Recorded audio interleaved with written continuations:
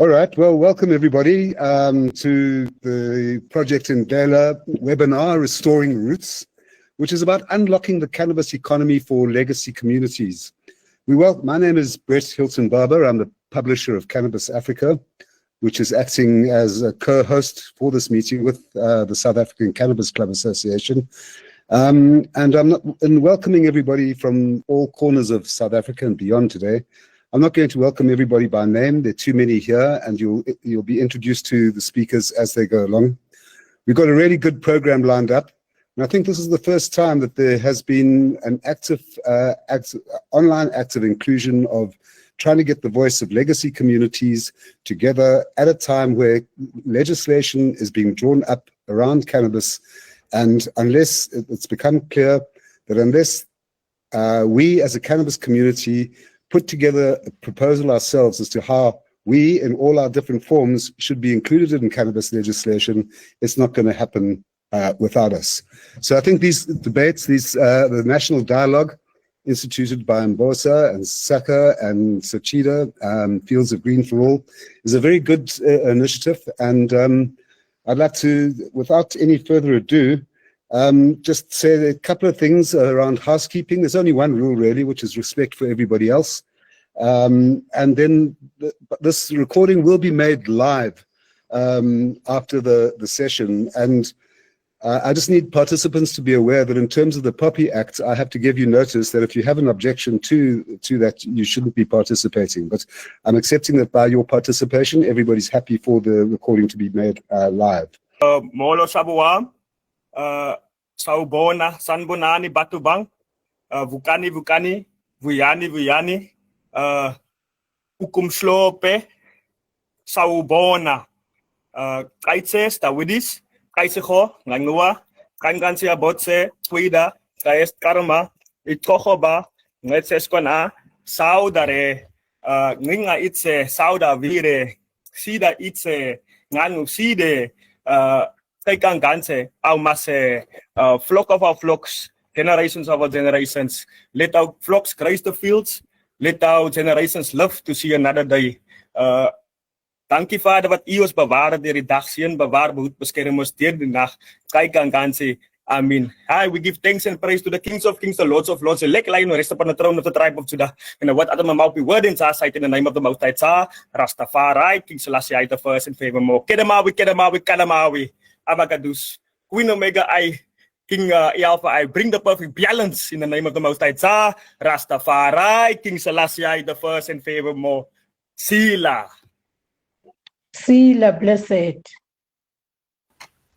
Thank you so much, Zaina. I just want to welcome everybody that's here today that made the time, and thank you very much.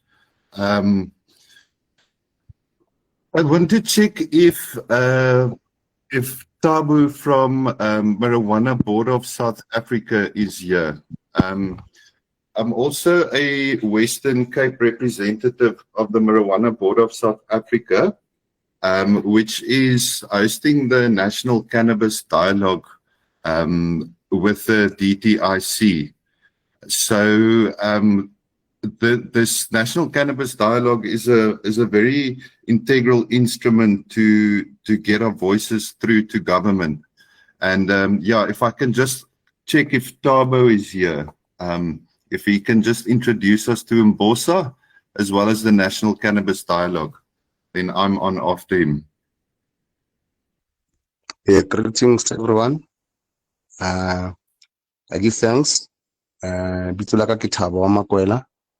Slolo San Hunuman Tatisi. First and foremost, yes, I'm a director of Marijuana Board of South Africa. Marijuana Board of South Africa was established, for those who might not know, in 2016 with the constitutive resolution of Marijuana Advocacy Forum South Africa, a forum which has been advocating for legalization, which was established in 2009 formally.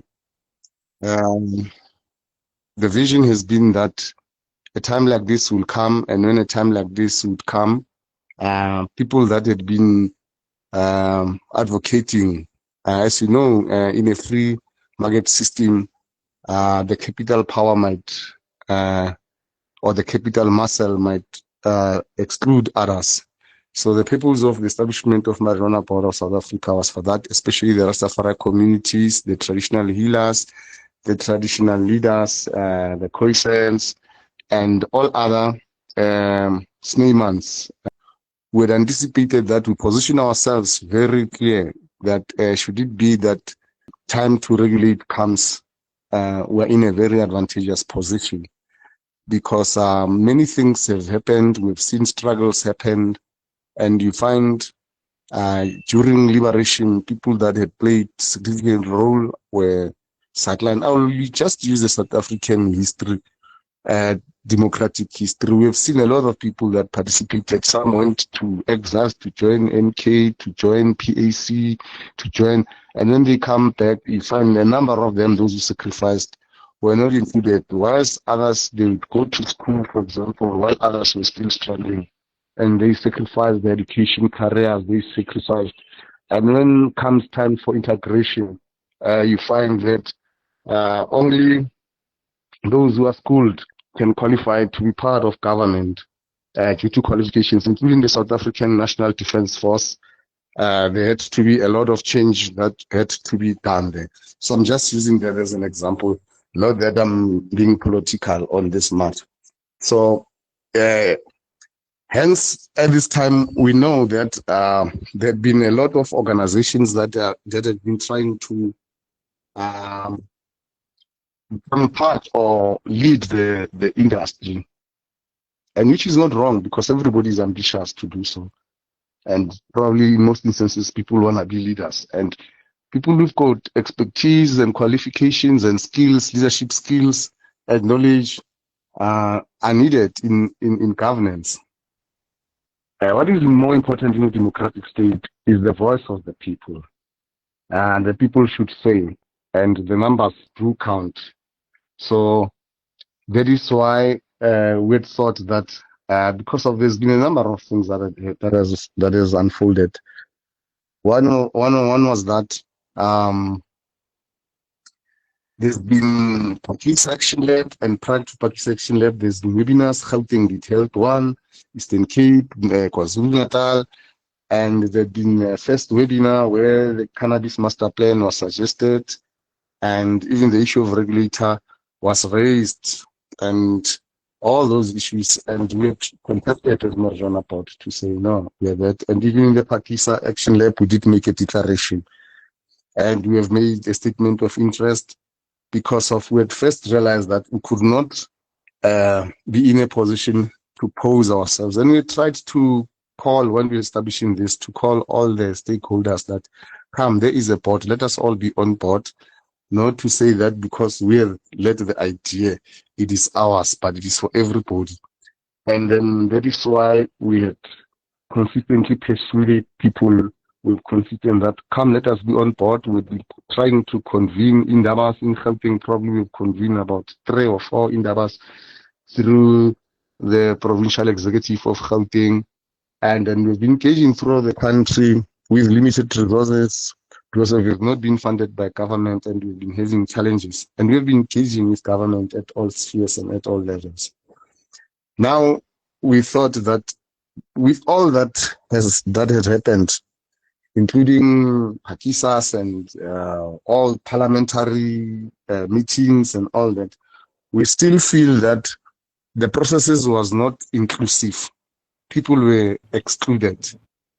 So that is why we advocated for a dialogue that would be very much important, in a sense that everybody who is a participant would be assisting to us. Any person who is in the dialogue should say their views, should say their opinions, and everything that needs to be done has to be done. Yeah, by so saying, hence we have the dialogue, and hence we have the dialogue, and the dialogue is so important in a way that would assist us. So the dialogue is very much important, that everybody should be engaged. Traditional leaders must be engaged as custodians and owners of the land, historically speaking. Traditional healers must be, because they never said cannabis is a drug. Rastafari communities are champions of it, and all other stakeholders that have been around. So in a nutshell, the dialogue is for that purpose, so that we should engage. And one other thing, to determine the regulatory system without officials in government imposing to us as the community as to how must and who must the industry be run and be regulated. So the communities of interest, like you people, as much as we are doing, you are the ones who should say, this is how it should be. Bearing in mind that nobody should be excluded. I give thanks. Thank you so much, Tabo. I do appreciate the insights, and the National Cannabis Dialogue is a great vehicle on getting everyone together and getting the conversation going. I just see Ricardo's got a hand there. I'm next on the program here. Ricardo, I'm just going to give you a brief opportunity to respond. If I can ask respectfully, if you can just keep it brief so that we can proceed with the schedule. You can unmute yourself, Ricardo. Greetings to the board. How are you, everybody? I am Ricardo Erasmus, Commissioner of the Umboza within the Western Province, and also one of the stakeholders when it comes to the cannabis issues in the Adwa within the Western Province. With all that said, currently within the Western Province, we experience how can I put it now, a difficult situation where we have to deal with shops that claim that they are registered under SAPRA. And since we know SAPRA isn't allowed to can issue out permits, neither licenses for any dealing or even when it comes to social clubs, when it comes to cannabis. Umboza is the only people who is allowed. Other than Umboza, you must have the relevant documentation in order to prove that you are a Cape Bush doctor or indigenous herbalist. And under the Herbalist Act, you are allowed to can trade in cannabis and also heal your patients within cannabis. Howsoever, you have to have the necessity documentation to can prove that you are an indigenous herbalist or that you have documentation under Umboza. And within the Western Province currently, there are no one. For me and my elder, who is a THP, who is responsible for the CBD paperwork, we have been around and we have doing it now for almost 4 years. And other than that, there is no other institute than Umboza or the Cape Bush doctors under the Indigenous Herbalist Act that can provide the necessity documentation in order to can proceed. So with all that said, I'm currently here in the police station. Here is a captain at hand, and we were having a meeting now because of this shop I was at yesterday. And since they say that they are a social club, they are trading within cannabis, which is a no-go. For there is no legitimate paperwork at hand within the shop, neither is there any paperwork for the people working in the shop to can prove that they have been authorized by the owner of the shop in order to can trade on behalf of. So all this to the board. Of cannabis, and the ones who had been wrongfully accused and wrongfully just because of cannabis, I feel it's only fair that we say this is the way forward when it comes to cannabis, because we are the ones who did suffer all of these monstrosities for more than 40 years when it comes to South Africa's history, only because of cannabis. So with all that said to the board, we are currently within the Western Province busy by going through all of the shops and make sure that they do have legitimate paperwork. They will follow procedures under Umboza and under the Cape Bush Doctors Act. And if not so, we will work together with SAPS in order to can make sure that the right procedure will be followed. Because it's unfair to us as a Rastafarian community to can still be prosecuted for cannabis. Since 2007 already, cannabis has been declared legal under the Indigenous Herbalist Act. And since 2018, the Pakisa outcome was accepted, and it has been said that ganja is of no more illegal within South Africa. Howsoever, we have been kept in the dark when it comes to cannabis. So I give over to the board. Give thanks. Okay, thank you very much for that powerful submission, Ricardo. And that's exactly what this initiative and what Project Indlela is about. You know, we have to put this plant back in the hands of the people if we need a just and fair economy. You know, there's no use the clubs and the dispensaries are operating whilst the people in the townships are being arrested. So that's exactly the premise of the conversation today. I just want to ask, out of respect for everybody that has made their time available on the program today and indicated their participation, we've got a section afterwards for open dialogue. I see Zaino Simmers has got his hand raised and he's also on the program.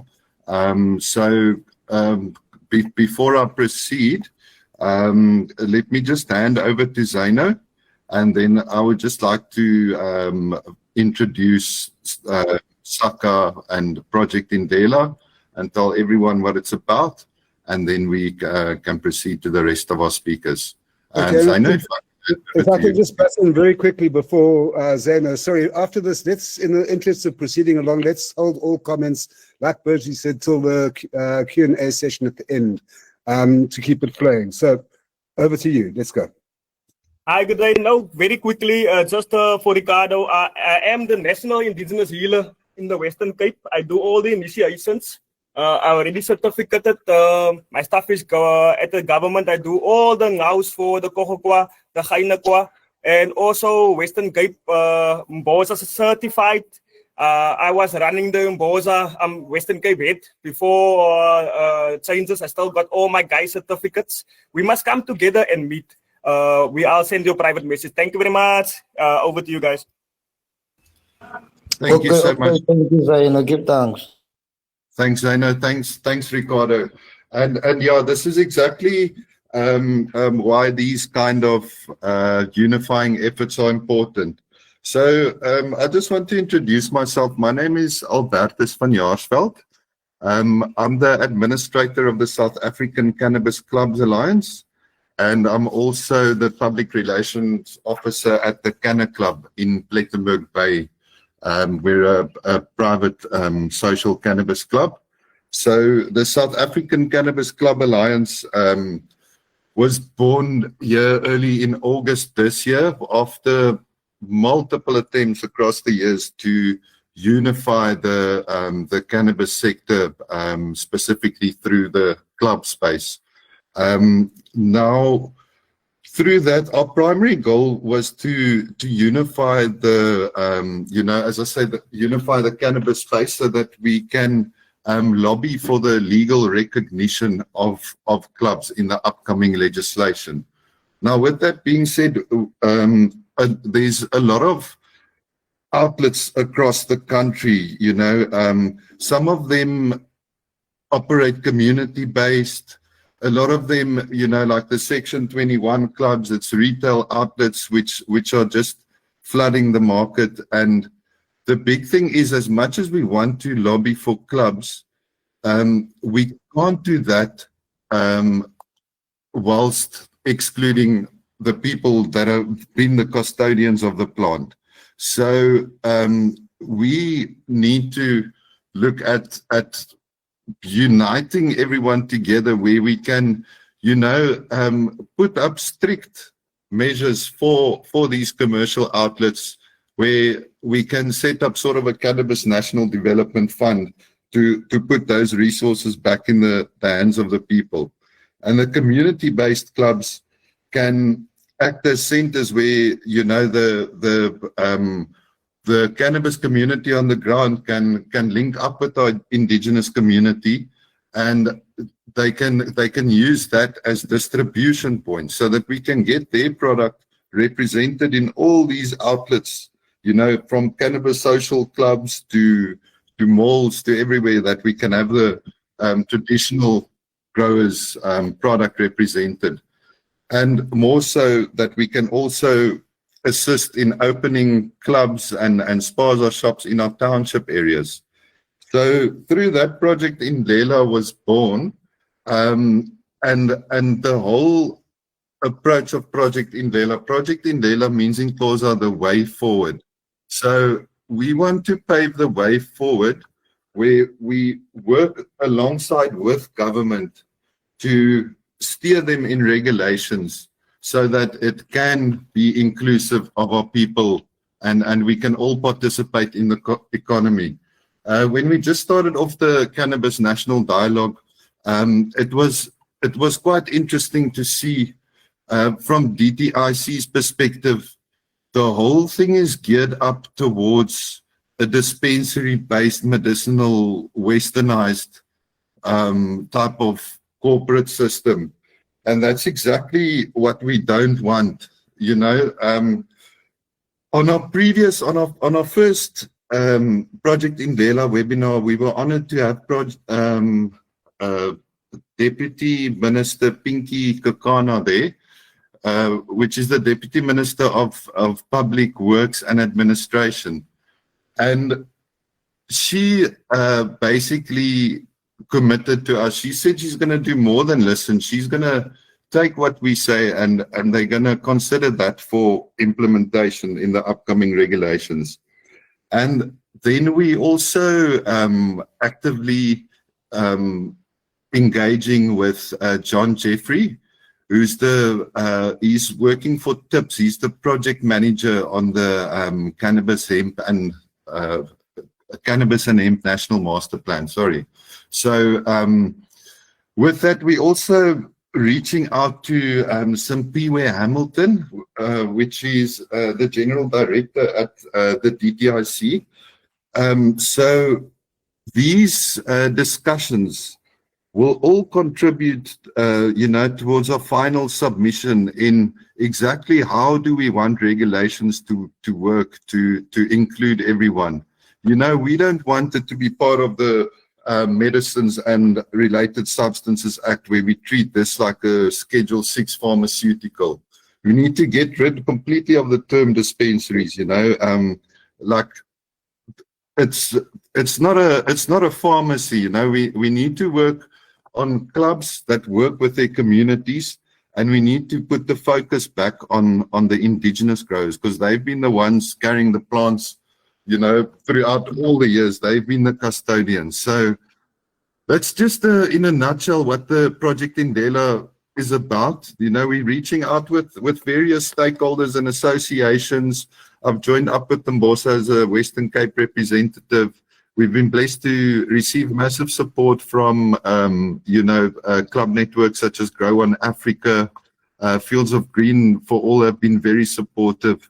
Marijuana Board of South Africa, SACCA. So we want to align all the industry experts and the people on the ground so that we can approach government with a solution that makes sense and includes everyone. So yeah, thank you very much for everyone that has joined today and for your contribution in this very important discussion. I just want to hand over to, we've got Snokes Poswa of the OR Tambo Cooperative Development Center in Pondoland West. They're doing some exciting projects with the Grow on Africa with the Township Cannabis Incubator. I just want to check if they are present.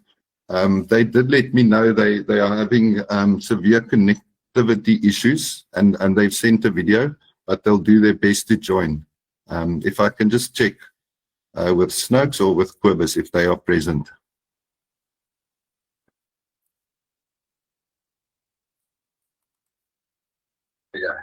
Okay.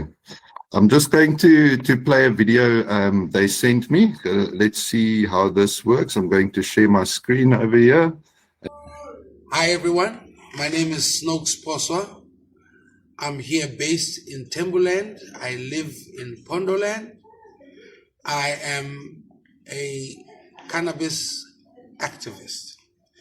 Yes, you know, Pondoland has been hit hard by the legal framework and by the cruelty that has been induced on our people through these oppressive laws and the prohibition. Like, we've been hit so hard that right now we are mainly focusing on regaining our dignity, our sustainability, and a manner in which we can just go about doing our business without being harassed, without being frustrated, and without our dignity being torn away from us in front of our children. You know, if only we can now be able to build incubators like the Township Cannabis Incubator and hubs and social clubs and industrial units, nurseries, and all these things that allow our people to be part of this value chain, tourism attractions, Wild Coast Cannabis Trail.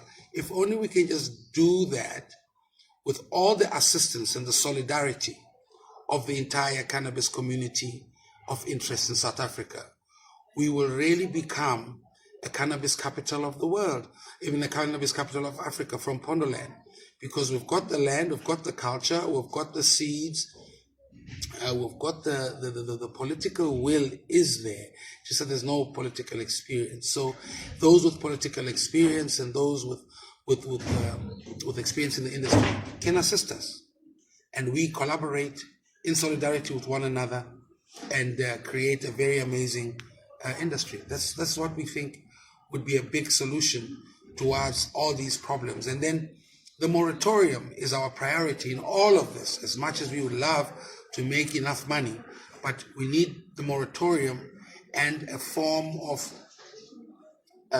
special authorization according to our IKS status, and the sandbox unfolding practically, so that we can literally do what we do now and just do it better and more accountable, more traceable.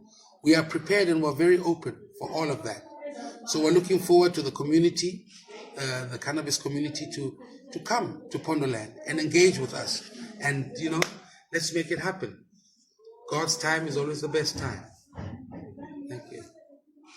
Well, my name is Dinake Mutona, commonly known as the General. We are here at the TCI, Township Cannabis Incubator. Well, my story that I want to share is a story of hope, to say that in the Northwest, we've been working with ARC. We've sent some few seeds last season to them. They came back and they characterized the seed.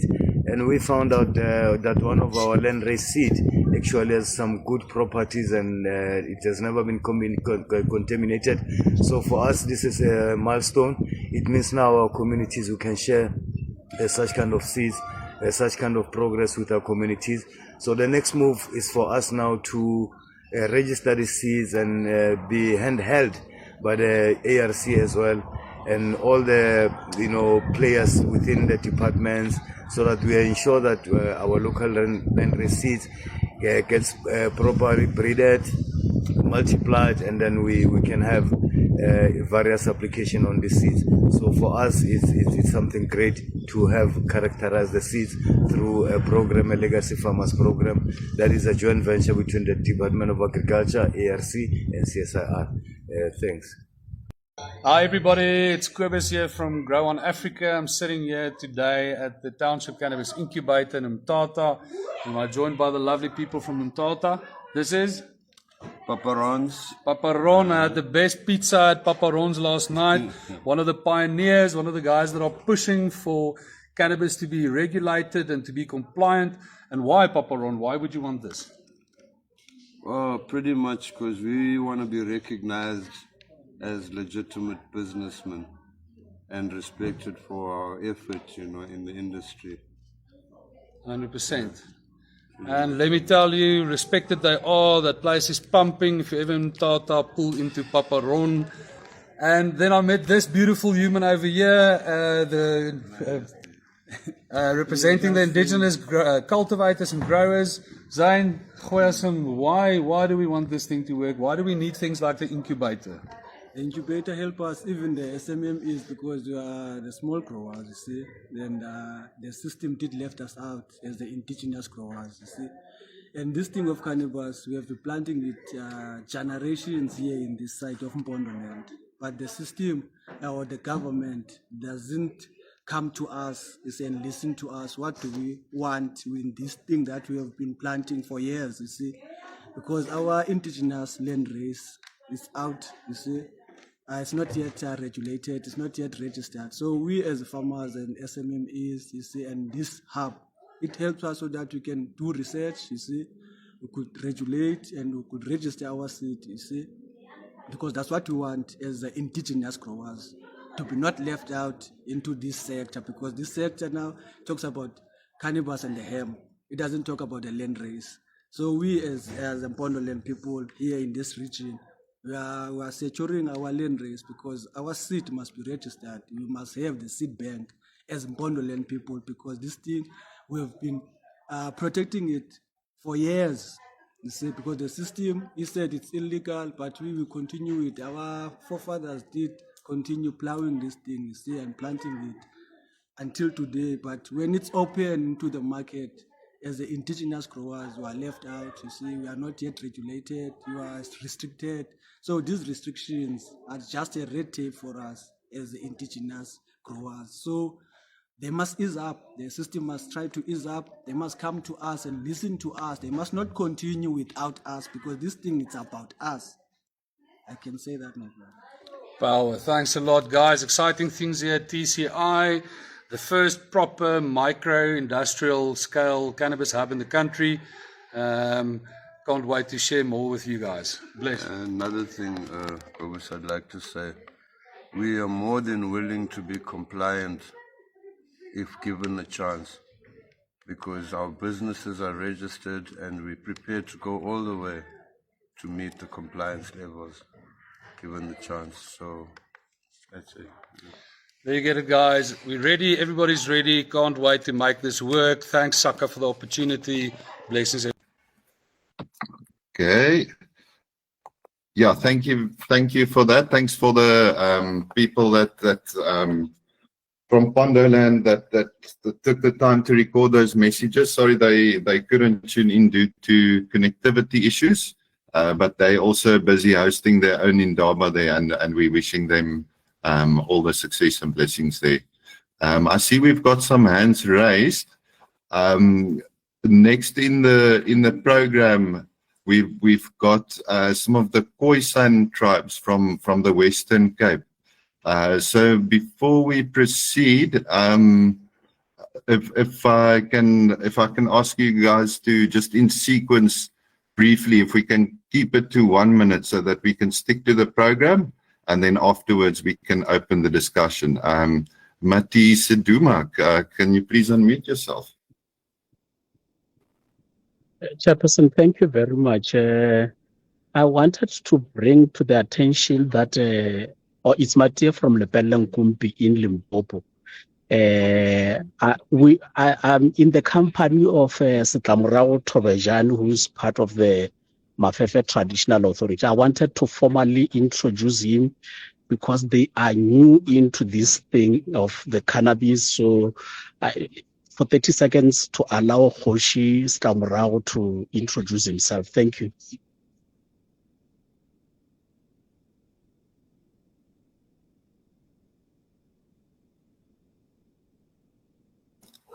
Thank you very much. Yeah, I just want to check. You say he wants to introduce himself? Yes, I'm of the interest that he should introduce himself in this meeting because he's one of the landowners as part of the traditional authority in Mafefe. They own land and they've applied for cannabis licenses. So I invited him to be part of this, and I felt to honor his presence for him to introduce himself. Thank you. Thank you so much. Mama Goshi, can I pass on to you? Ashe, we give praise to life and light. We give praise to the Most High. We give praise to Haile Selassie. We give praise to Mama Maize Roman, and we give praise to Omega the Balance. Everyone, Ashe. Albertus, as a member of Mbosa and the liaison head, I also want to remind and emphasize the people here, because we are on a national dialogue. And the aim of the national dialogue is to fix other things. Yes, it is good when we see other things happening on the other side about ganja, but it's important that everyone join the board. We have entitled very clear that it's one board, one ganja, one country, and then one seed, so that we can be able to run and drive in a correct manner.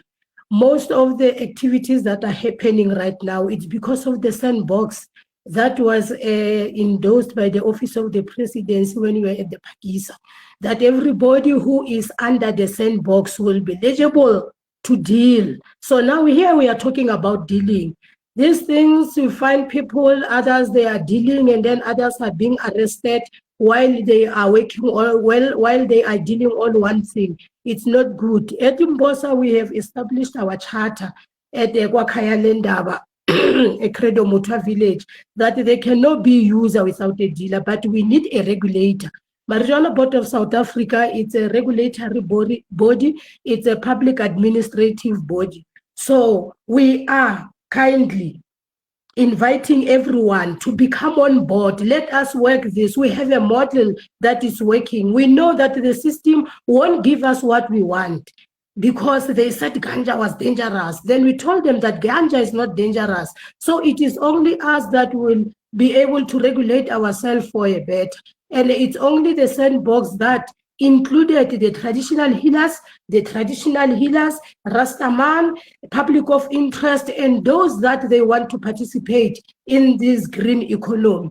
Because now people, when they are participating in other things, but they don't want to be on board, using the very same tool that the board brought for ganja to be liberated, while other people are still being arrested that about the very same ganja. We want to hold arrests. We want to put the green plant in a sandbox where we are able to regulate, so that we can be able to preserve and conserve our land race. We need to do it here at local, make sure that everybody is participating. Let us be on board. All the departments, they've got a regulatory body. We need a regulatory body so that we can protect and preserve the mother seed, which is ganja. Blessed Rastafari Ashe.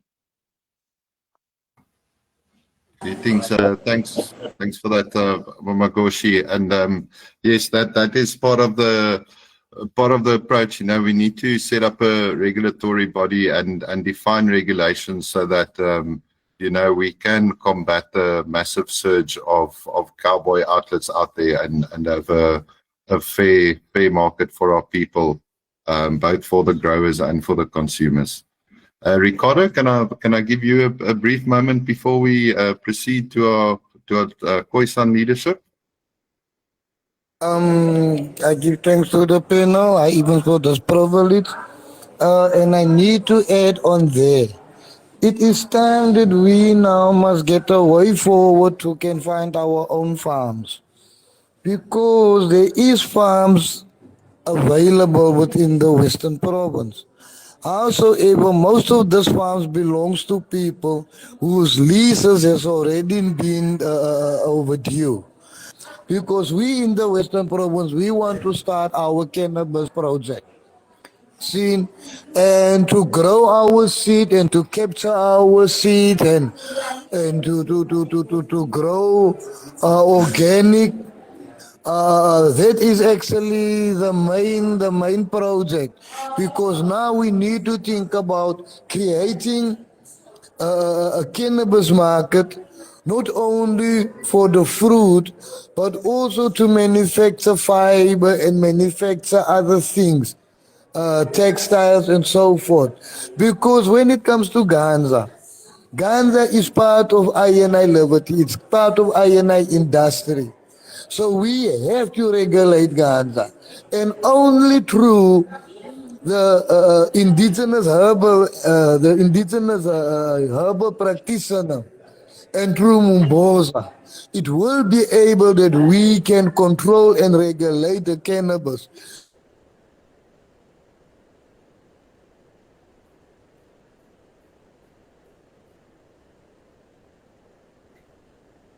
Because why no one will be able to require any knowledge of the medicine and to what medicine you need to use in order to can treat any patient, then there is no way that we can apply or give you an application form in order to can apply, to can be part of Ghana. If it is that you do apply, then we need to workshop you. You have to go through the certain training and certain workshop so that you can be educated concerning the cannabis issue. With all that said, I'm going to give over to the board. I'm currently here at the police station because I was at a meeting here by subs. But yeah, I'm sitting now here inside of the charge office because it's windy outside. But yeah, man, I'm still part of the dialogue. Give thanks. Respect, Ricardo. Give thanks. Thank you so much for your contribution. Polly, kan ek oorhandig aan jou, Polly?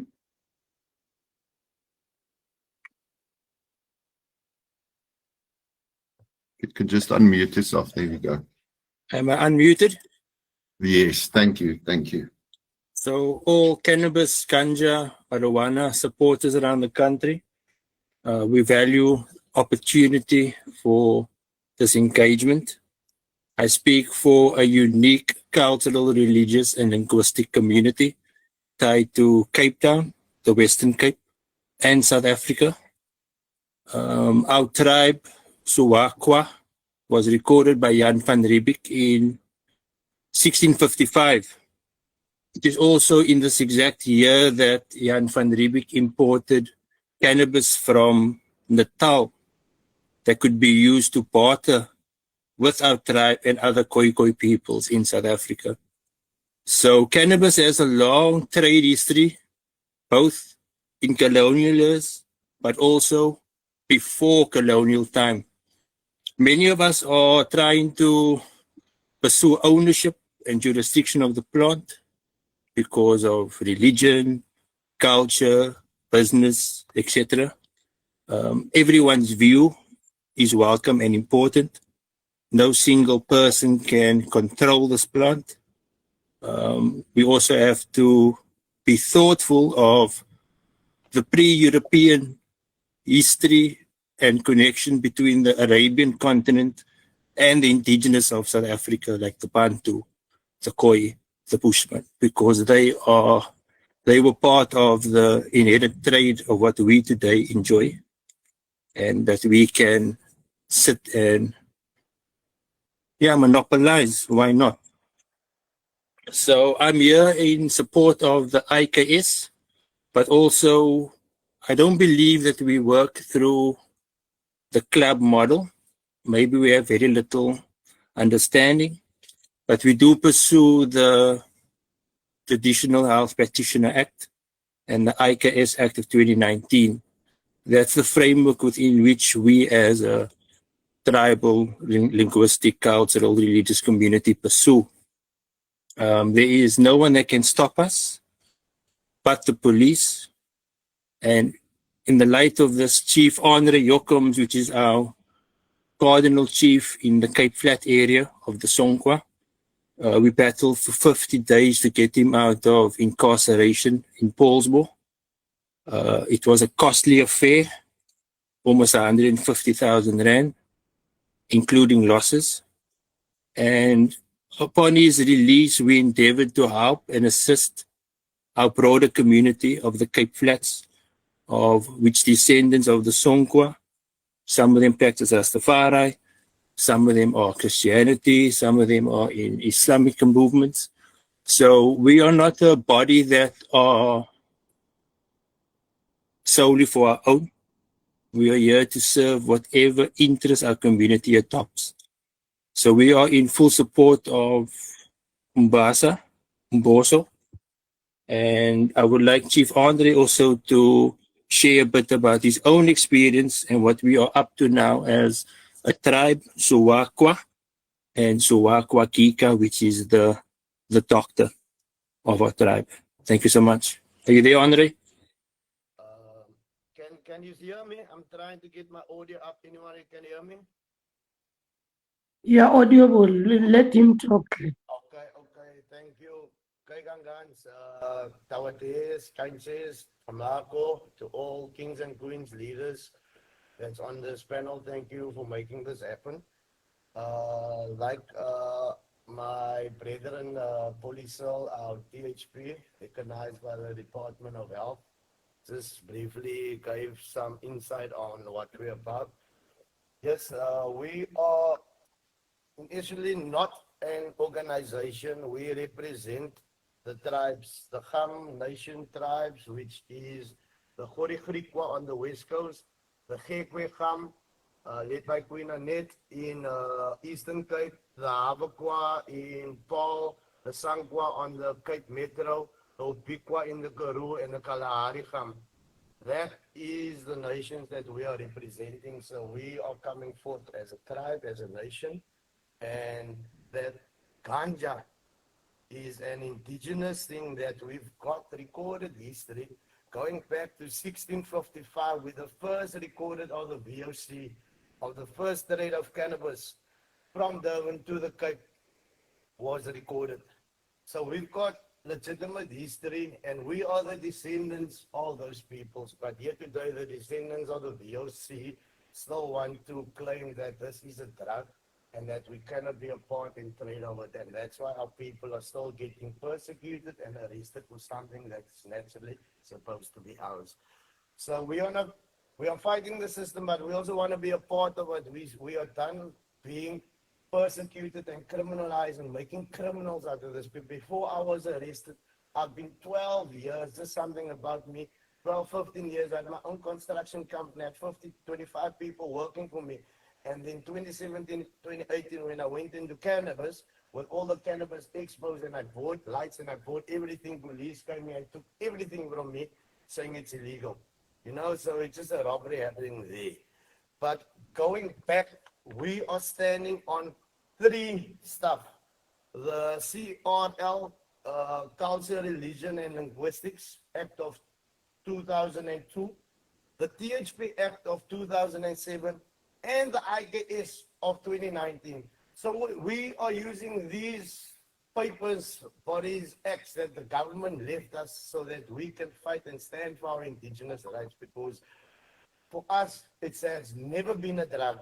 It's always been a herb. But I want to pursue it. We're giving it to kids and all of this. Yes, our people grew up with ganja, and we do give it to our kids, but not in the form of smoking, because the only thing we are smoking this. There's many forms that we use cannabis. Our babies drink it. They make salve, they smear them out. They do a lot of things. So it's just not about smoking. So it has never been a drug, and it will never be a drug. So we are in the fight that we are fighting it. That you already said it's going to be removed from the Drugs and Trafficking Act, but yet it hasn't been. And in that process, because of government's lack of whatever. So that being said, with that access here, and then we've got the UNDRIP, and I'm not going to go deep into the UNDRIP, but the UNDRIP's core principles are self-determination, participation in decision-making, respect and protection for culture, and equality and non-discrimination. But we are not getting that from SAPS. SAPS still comes into the Western Cape and the rural areas and townships where they come with police enforcement. We don't get police service, we get enforcement, we get trauma, we get everything that we're not supposed to get. So I understand. Can't hear anything. So we understand why DJ culture them are going to shops and closing them, because it's a dual-end sword. We're getting the bottom end where the other people are getting the top end. So we say no more. We want this thing so that the IKS and the traditional people can unite and unify themselves and get their own body, because we see it as a herb and not a drug. So it must be removed ASAP from the Drugs and Trafficking Act, that police can stop with the brutality and enforcing, because they've got a target every month of how many drug arrests they must make, and cannabis still falls under drugs. So that's why we are fighting that it must be removed. That to be removed yesterday already. That being said, I just got on my phone now. Currently, there are police again at another brother house of mine in Delft. They are raiding him. So as we're having this meeting, there's another arrest or brutality happening out in Delft while we're having this meeting.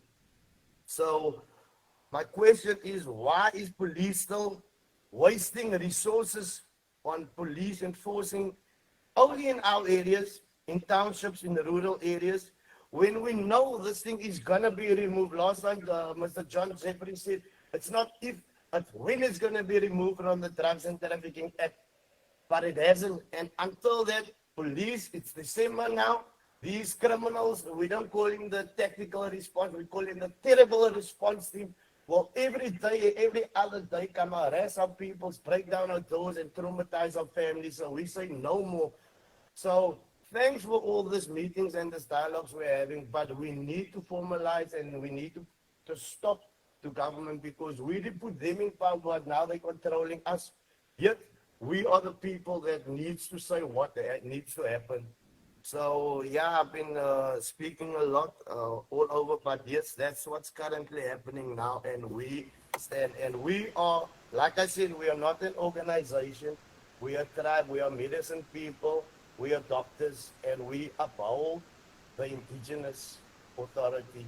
We're living out IKS in every day. Even in 2025, we are practicing our traditional and cultural rights.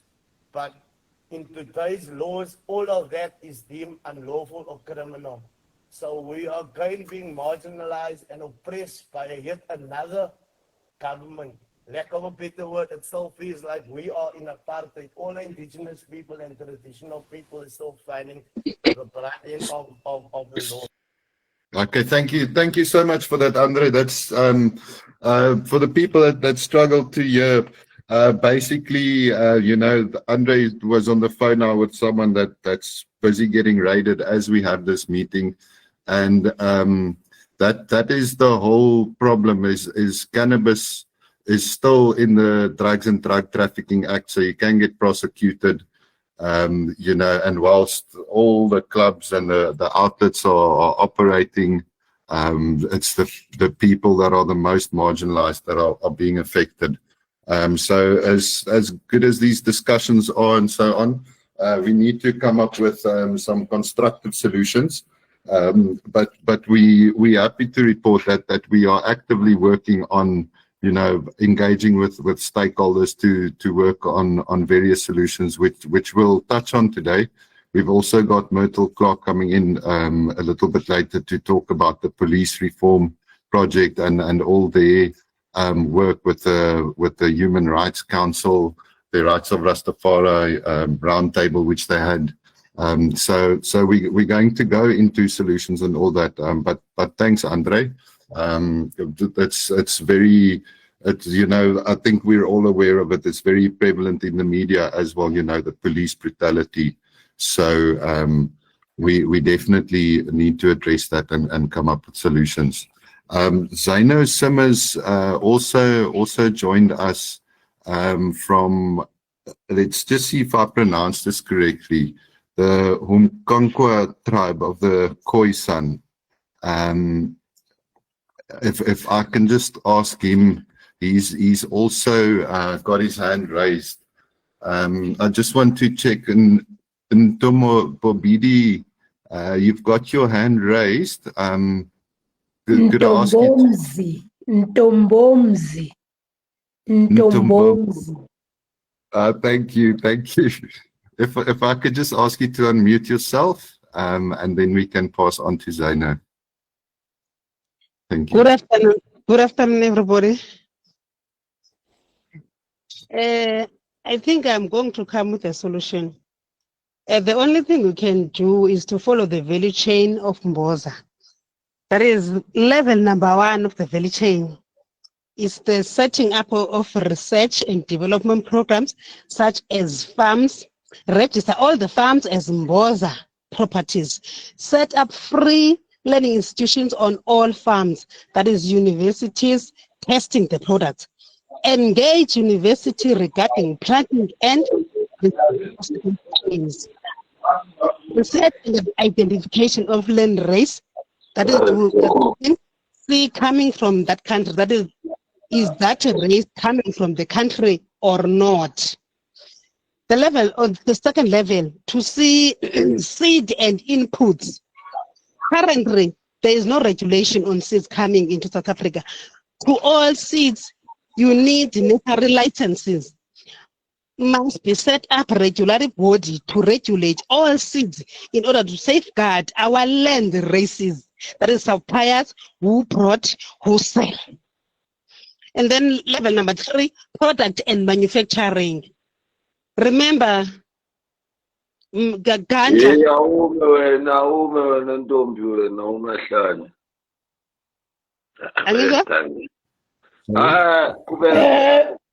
We will need respect to everyone, members. Don't forget that the national dialogue is not here to undermine others, is to listen and have clarity. And you need to know. Please don't do that. It's not allowed here. This is a national dialogue. Take us serious. We want to regulate ganja. We want to halt arrest. We want to remove abuse and brutality, to Rastaman from the system. When I say a 7 or a step, no man. Aside, we will have a topic for that. Now we say Alungisana. Let us be on board, Ashe. Thank you very much. Level number 3, product and manufacturing. As a Mboza, there are no machinery. We've got no machines. So we must invest on machines. That is, it's not easy. That's why they are too expensive to own this property. And then set up local testing sites in all the provinces, that is 9 provinces. So set up local SARs, SCIs, and scientists. Set up training institutions on all communities to be trained. Mboza can issue all those certificates.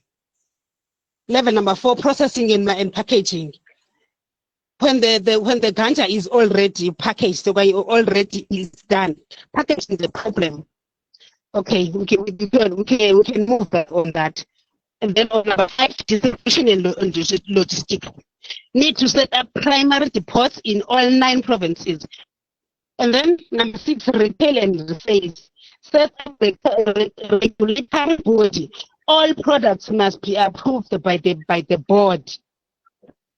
Products must be well priced to serve local communities. No. We are national, yes. No. Mazura, when that's so. Wait, what do you notice? When that's so, you don't mute. Where do you pick up and raise hands? Point of order. Is there any way that you can mute the member and then we'll unmute them when it's their time to speak? Ashe? Yes, I have unmuted him. We will give him a fair chance to raise his grievances. Let's just give him, Tom, a fair chance to present, and then we can give a fair opportunity to, if there's any concerns. Thank you very much. Thank you so much, Ntomba. Number 7 is consumption.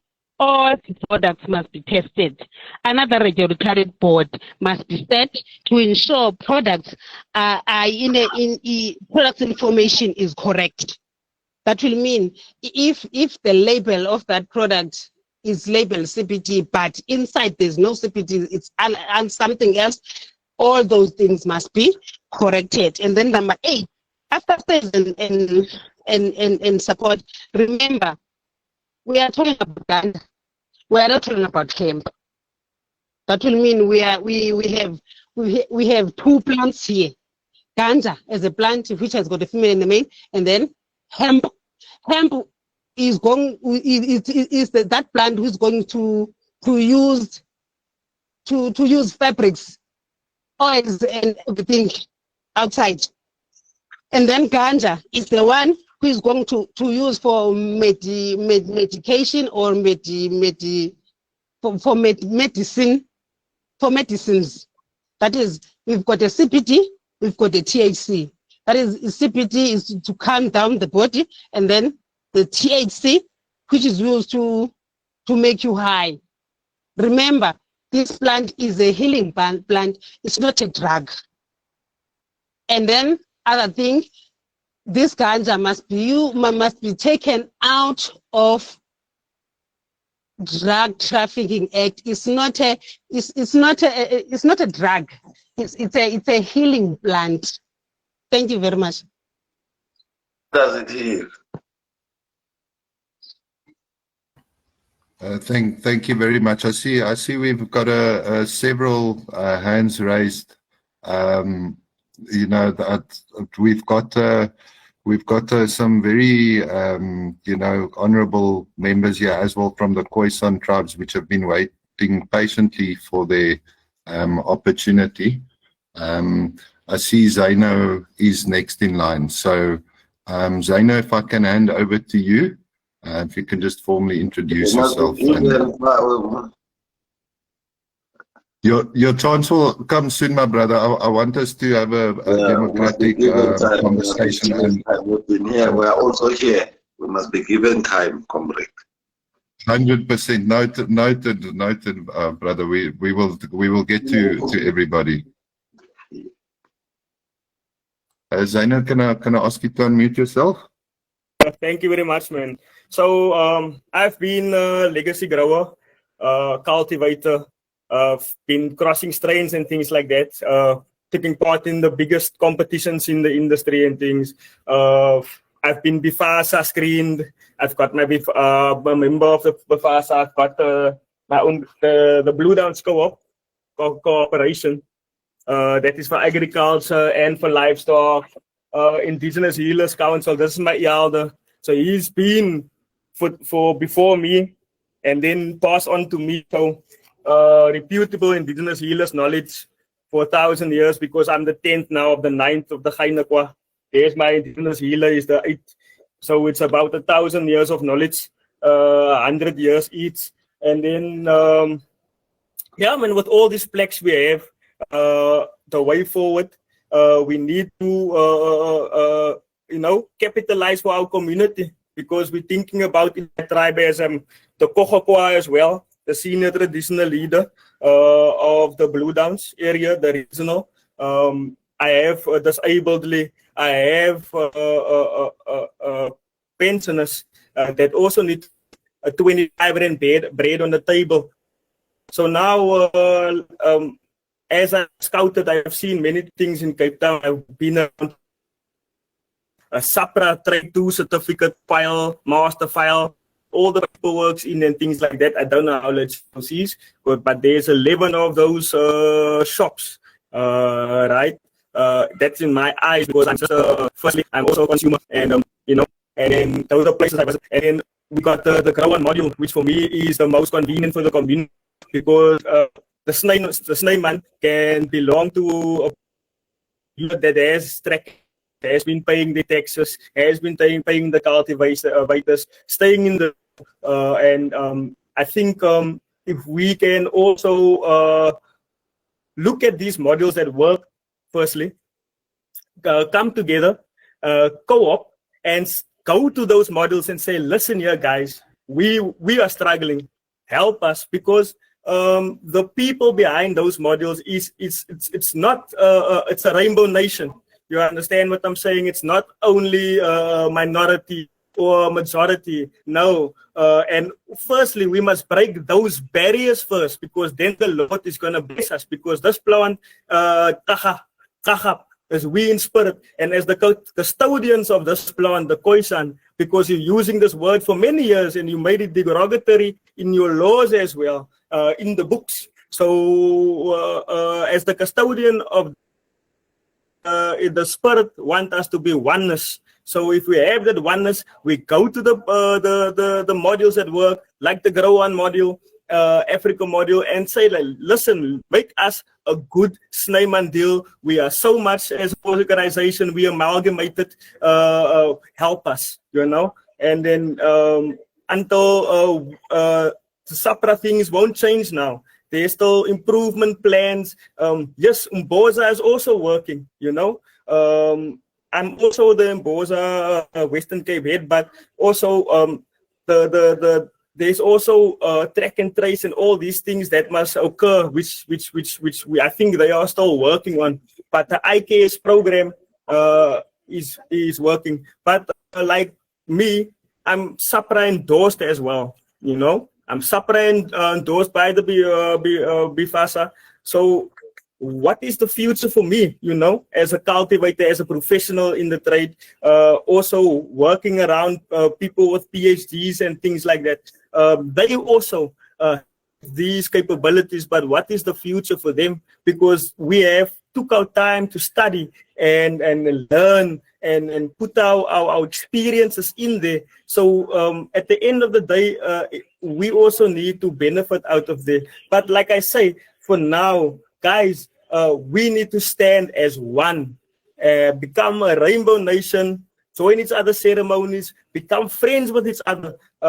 Let's make a big ceremony, and that ceremony will have the shops that's trading will have their module, because remember, at the end of the day, it's these people went to court 3-4 years to have this written out. High courts, they have paid the 10 million in taxes. They have created 1,100 jobs, and there's no boss at the end of the day. It's an NPC. So if that we are trained by Mboza to do NPCs, but there's more cost to it. You understand what I'm saying? The cost is that you need to run a program that needs to do all the admin. So to show you that you are a tax-paying man, you getting your UIF, you are now not a criminal anymore, you are a worker in this thing. As the alcohol shops and the cigarette, places, you as well, because you can show the law that, listen here, this is we are doing it in a compliance manner, that we are paying our taxes, creating job and doing good for the community. And if we can come together as one and show them that, listen here, we're going to follow those modules and we're going to stay compliant, we bring them the business in numbers. And so the price must come down. You understand what I'm saying? If you must write a first indigenous or a sovereign nation package, you understand what I'm saying? Saying that nations amalgamate and come together, and we want to forward this, because at the end of the day, it's for the children, it's for the elderly, it's for the people that don't have a job, it's for people that lose their jobs. It's a second way to generate, yes. And then also for the cultivator, because it grants the cultivator member, you understand? So it's a win-win situation at the end of this is just one way how I've seen it work. Reputable, you understand what I'm saying? So I speak about what worked, and besides the SAPRA one, which is very expensive, it's all about franchising, and you're paying 200,000 for the shop, and they stock you, and I don't know how legit that is, but that is what I saw. Other than that, Ubuntu, teamwork makes the dream work, and if we can't possess that spirit of oneness, we won't be able to be that powerful. So guys, let's break the barrier of majority and minority. Let's now stand together, because divided we are falling, we are like dominoes. So let's be a firm tree with roots and a foundation, and grow one Africa. Thank you very much. Kay Kanganse, Amase, Kaeza, Alawasta, praise Alawasta. Blessings. Thank you so much for that. Because I know that's a very powerful insight and contribution. And it leads so nicely into the next segment on the program as well. Like I indicated earlier, I serve as a public relations officer here at the CannaClub. And as a community-based club, since we founded in 2018, we opened up. And since our inception days, we've always reached out to our local communities, Obita, House of Rastafari, in Neisner at Judah Square. And, the honor of meeting one of the elders and leaders there, Ayman Maxi Melville. He represents the House of Judah. And we've always been doing some work with them where we, our cultivators would go and visit their sites and see whether we can help them with genetics or some equipment or, implement some cultivation styles. We often learn more from them than they do from us. But we've always actively engaged with them. And also with our local municipality and SAPS to launch programs or initiatives where we can create legal avenues to distribute their product through the club or to open up their own distribution network. Uncle Maxi is here. I just want to, before we proceed, just give Vuyani and Zwelonke a brief chance to I see they've got their hands raised. If you just want to unmute yourself and provide feedback or questions, then we can proceed with the program thereafter. Vuyani, if I can just ask you to unmute yourself. I think it shows a finger that is fine. Zwelonke can fall. Okay, then let's give Zwelonke a fair chance. I think he's got some grievances there with the previous statement. Zwelonke, over to you. Yes.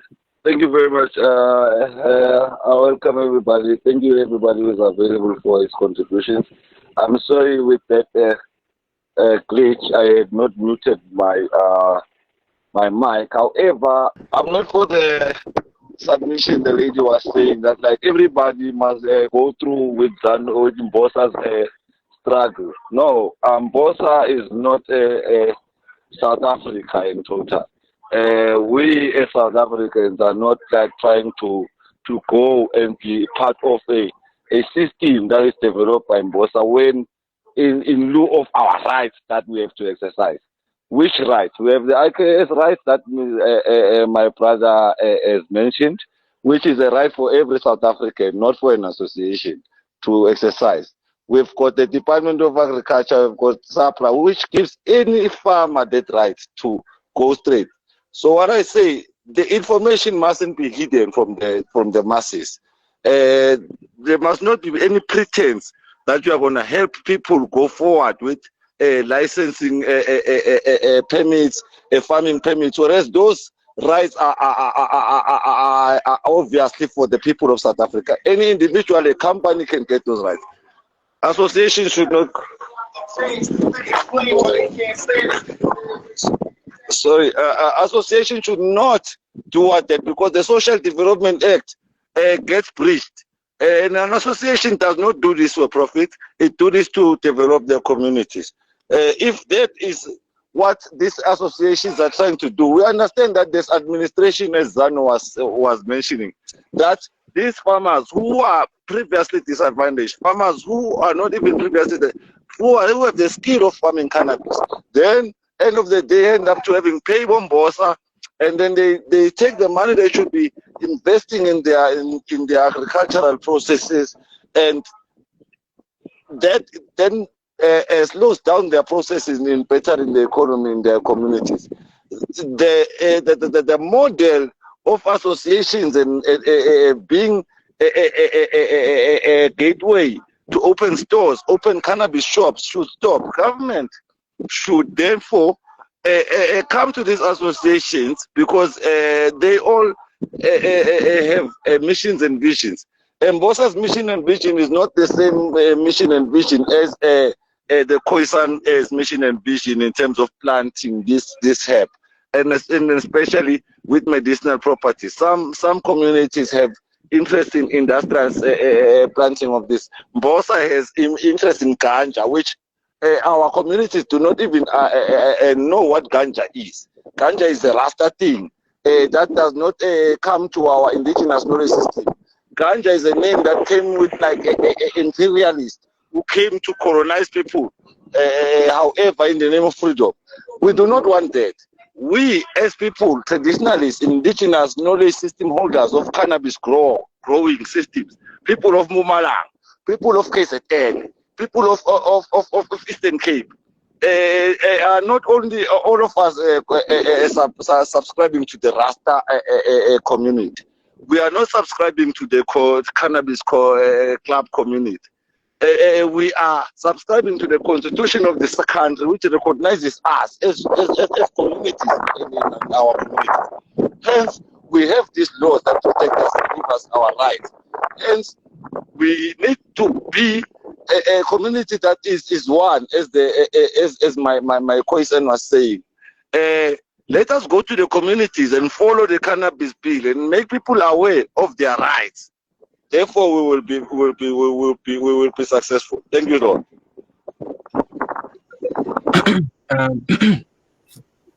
Thank you very much, Zwelonke. That's important. That's why we have to have a democratic dialogue, so that we get the angles from all the corners of our country, something that aligns with everybody. That being said, as you say, there is administration that needs to be done, and we need to have some form of regulatory framework to protect the growers at the end of the day, and protect also the consumers. So, together with all our solutions, this is now still, we lobbying together, and we've all figured out our own ways of how we see it working. So now we need to put all our solutions on the table and iron that out and get something which works for everyone. But with that being said, just before we have more hands raised, let's just do Vuyani and Mamakoshi, and then we'll hand over to Ayman Max. Vuyani, I can pass on to you. Yes. Thank you, sir. Am I audible? Because I had a challenge before. 100%, yes. Yes. Thank you. Name is Lerato Vuyani Mukwena, born and raised in Pimville, but I believe I'm an African and global active citizen. And what I actually wanted to raise, and also to give in support into Sis Ntombi about what she said, because if we are aiming to go forward, it means we need to come as one voice, and the only manner that we can be able to achieve, especially when it comes to industrialization, it's to whatever differences that we may be having, but to become as one. Even the alcohol industry has been mostly regulated by SAB, so it wouldn't be such a problem to have Mbosa as our unifying body, because with that, it doesn't quantify or let Mbosa to be the one that handles everything, because whatever that needs to be implemented as a policy, it will only be coming into implementation from a research point, whereby Mbosa and with all the communities like ourselves are able to be sharing problems that we are facing, and be able to surface them in order for us to come up with a solution. And some of us are not even in the cannabis business, as we do business in other industries, but we do see the necessity to invest in the industry. and to give him the necessary support, because we believe that even in one industry, it doesn't mean that if you are a manufacturer of juice, it means we only going to focus on you, or you are the only eligible industry that's going to be participating. It's actually an inclusive operation. And also with that, I think we should set up systematically business activities that we are going to be able to raise enough capital injection. And we need to have that to operate with intent, because with the necessary implementation or activities that we want to do, what actually bring us to go back, it's the buying or the money power, because we do not have. So if we could be able to have an exercise where we could even set up businesses that can operate in do make profits, but that profit should be channeled into what is it that we have to be achieving in terms of industrializing everything that we have. And with any achievement that we're going to be achieving, I think the only thing that's going to be challenging is having to set up this solution as an institution. That's where the problem is, because now we're going to get everyone wanting to own whatever solution that we are having. And for now, it's not a time where we're supposed to come up with that mentality, but at least a mentality where we can be able to become as one, and let us all join, as Brother Zaino has said. Let's all join, put every resource into one, because it's necessary for us, and it's not even necessary for us here. And the other thing that I want to share, guys, it's, can we please invest the most crucial resource, and which is time. We need to be realistic into what is it that we want to achieve, and in terms of time, judging from the experience and the past history of what we have, so that we can be able to set up realistically time, and with the things that we actually want to achieve now, we're actually going to be able to see them happening after we have passed, some of us, because I don't think that solutions that we want to be implementing now are going to be enjoyed now. Instead, they're going to be enjoyed by our grandchildren. So I think if we are going to be leaders, and we need to have this going, we need to be leaders who are more passionate in what needs to happen in the future. And can we all at least start making decisions for what would happen the day or the minute after I've passed, not by the time that we and you and us are still living here in the present moment. But it doesn't mean that whatever that we do now, it's not important. So yeah, it's more of that. And I thank everyone for this, and I thank everyone who did participate in, because today we wouldn't be here and having these dialogues. There wasn't necessary action that took place. So at least with this, we can be able to showcase and to let the world to be acknowledging us of what is it that we need to do. And with the policies and government, they all are regulated by the private sector. They are all regulated by what the private sector want to see happening. So if we as this community can be able to say, each and everyone who is in the private sector, let's focus and have to pump this enough capital injection or whatever resource to be able to, for us to be able to achieve whatever that we want to do in the next future. Thank you. Thank you, Vuyani. Yeah, we're just running a little bit behind on schedule. I just want to address some of the comments, what we trying to achieve through this initiative. And firstly, you know, we've got to be patient. This is a step-by-step process. We need to first lobby everyone together so that we can speak through one voice. If we don't do that, government won't ever take us seriously. We've gotten as far as to get, you know, indication from government that they're going to listen to us. They're going to take this conversation into consideration to implement it into law.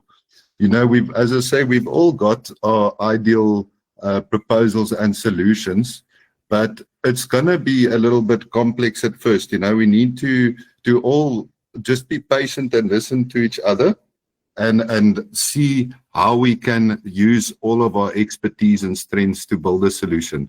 Now, from SACCA's side, we've got various proposals and core solution architectures, which we have mentioned in our previous webinar, and which I will touch on once I get the opportunity to speak a little bit later again.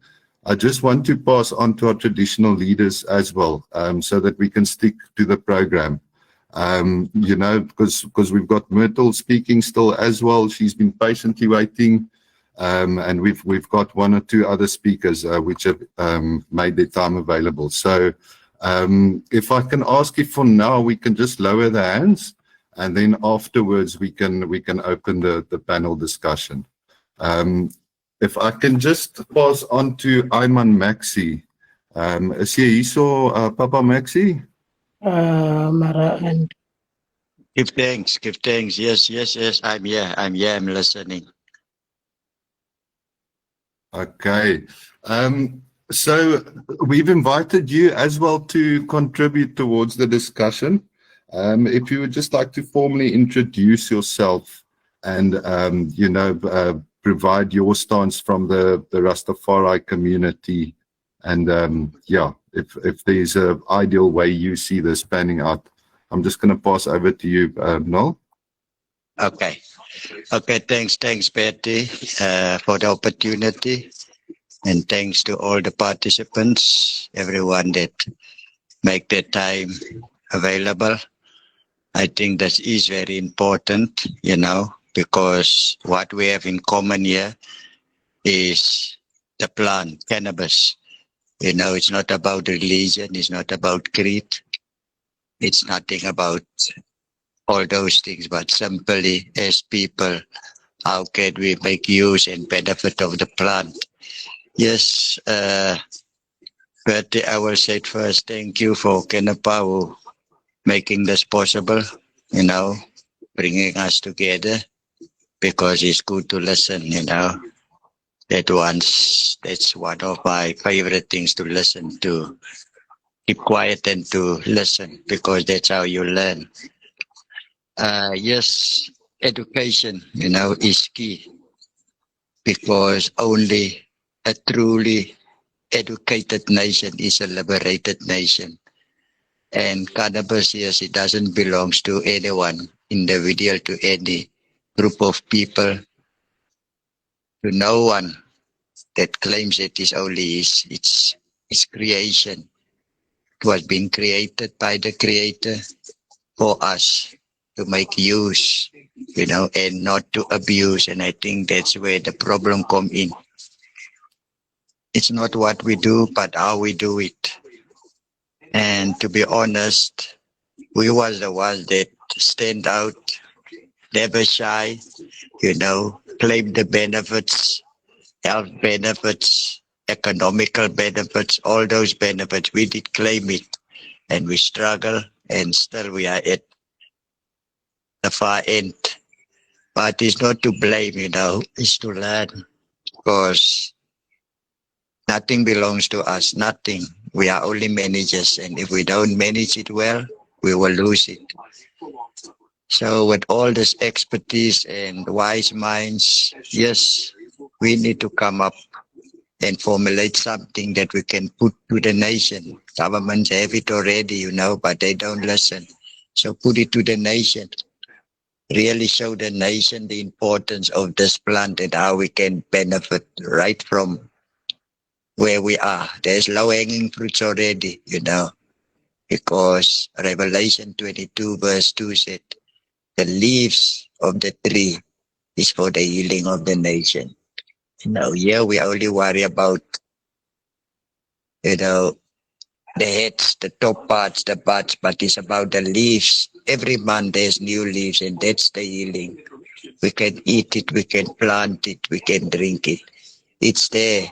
So every strain is important, and every indigenous group need to fight and keep the heritage, especially the strength, because that's where the corruption come in.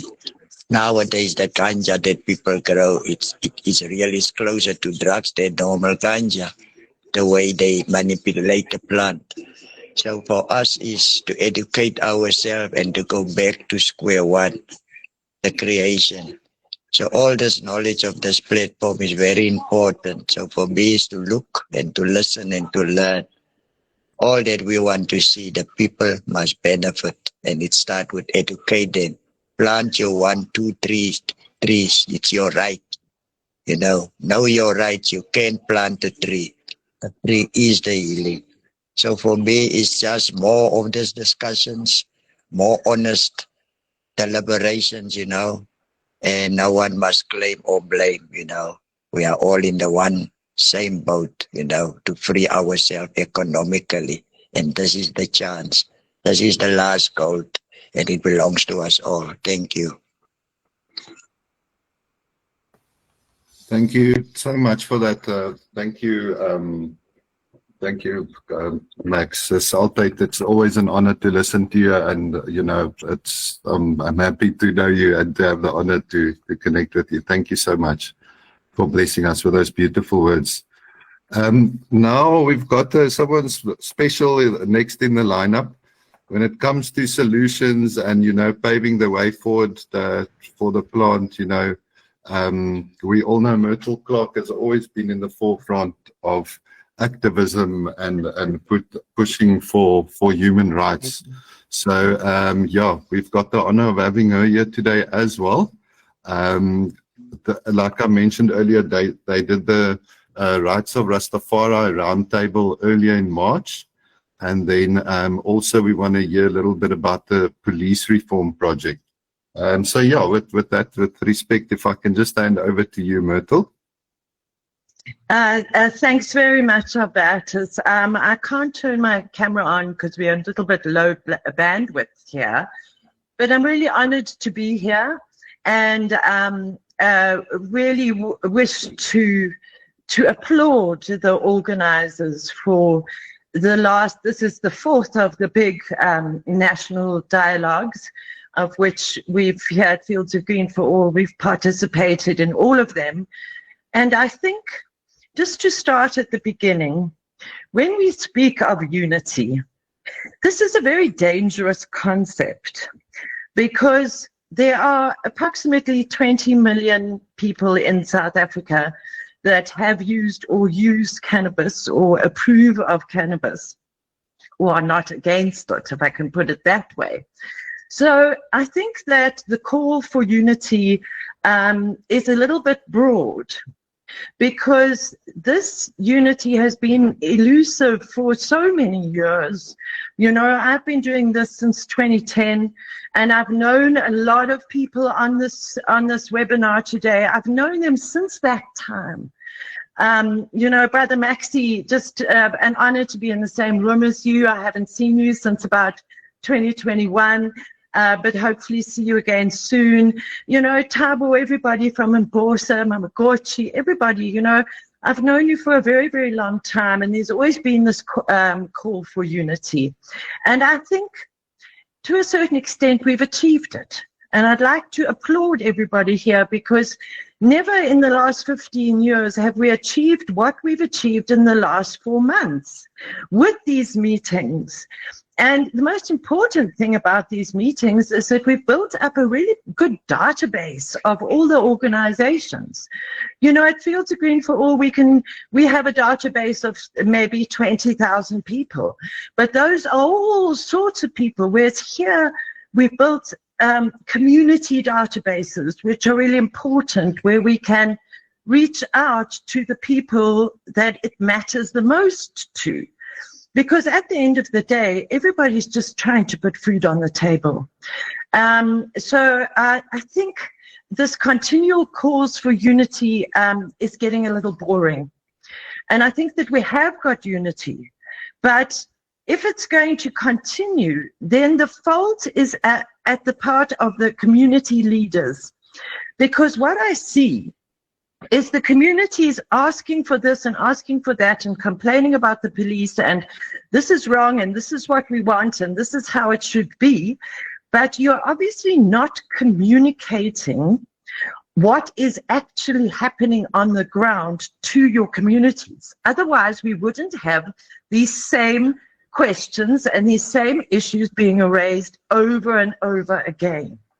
So I really implore the community leaders to communicate the things that we have achieved to your communities, whether it's on your WhatsApp groups, whether it's in your various in-person indabas, whether it's on your social media. But unless we communicate the gains we have achieved to the people on the ground, then we're going to have the same conversation over and over again. So that is one of the reasons why, and thank you for the invitation, Albertus. That is one of the reasons why I might come across as quite strongly opinionated today, but it's because of experience. So for those people who don't know, I come to you today wearing 4 hats. So, of course, my first hat is as the remaining member of the Dacha couple, and as a jazz farmer, because I have been growing cannabis for the last 30 years. I consider myself a legacy grower. I've had a private cannabis social club here since 2006. So that's my personal part of things. Then I have Fields of Green for All, which you all know, who took this to court, created all the basic evidence that's needed that still hasn't been ventilated in court, and stood together with Gareth Prince and Jeremy Acton in 2018 in achieving the Constitutional Court judgment. Then my third hat is as an ambassador for the Cannabis Embassy, which is an international association of grassroots movements across the world. And for that, I go once a year and participate in many webinars like this in order to represent grassroots cannabis movements all the way from South Korea to Chile to South Africa to the rest of Africa. And then my fourth hat is that of SACCA, which is the South African Cannabis and Hemp Industry Development Association. So at SACCA, we're working really closely with the DTIC, and thank goodness we have had on these dialogues members of the DTIC actually represented and giving their points of view. So I think that as wearing these 4 hats, I do have the inside knowledge to be able to say that we do have unity compared to where we were, say, maybe 5 or 6 years ago. And let's use that unity and stop complaining that we don't have unity, because we do. The second point that I'd like to make, and I apologize in advance if I'm offending anybody, but nobody is the boss. And nobody is going to be the regulator, and nobody is the regulator. There are only 2 types of licenses available. The one is from SACCA, and that does not include Section 21. Section 21 is a special dispensation for a patient to obtain unregistered medicine, and there's no registered medicine in South Africa, so Section 21s are actually against the law. When I talk about SACCA, I talk about the facility licenses for export. And as we heard from Ricky Stone back in the day when we were discussing the regulations, when the Cannabis Act was still a bill, you might have remembered he came out very strongly against these facilities flooding our market and pushing the legacy growers and producers out of the market. People seem to forget about that, and Section 21s are an example of how if you've got money, you can move forward, and if you've got money, you can bribe the cops. So there are no licenses, as I said in the comments. There are no licenses for clubs, for Snyman, for Rastafari, for anybody. So please, leaders, communicate this to your people. There are no sandboxes that have been approved by the DTIC. Mbosa your certificates that you issue, Fields of Green does the same, are not licenses. They are acknowledgements of community involvement and acknowledgement of the fact that you are a member of Mbosa and you're working very hard to move this industry forward. So when it came to the one sister speaking about everything about we must do this and we must do that and we've got to, Mbosa must go and inspect every single facility. No, I'm sorry, that is the government's job. The government will appoint a regulator. Okay, they will appoint a regulator when the time comes. And that is where the leaders are not communicating properly to their constituency. We had it mentioned that the club system was possibly going to go under dispensaries, which is medical. But if you listen to the two dialogues that followed each other, you would have seen a change in this perspective of the DTIC, that they were looking to a permit system under the Cannabis for Private Purposes Act, and not a permit system that involves lying to get high and going and saying you've got a backache when you haven't got it. Because I think we made that really clear to Normisa when she was sitting in our dialogue on the 8th of November on that Saturday. So if you listen to the recordings of these dialogues, you can pick up all sorts of subtle things that are happening in the background. And it's up to you leaders to give this, to interpret that information, to write it in plain English and to communicate it to your constituencies, please. Otherwise, we are going to go round and round in circles and it's very frustrating.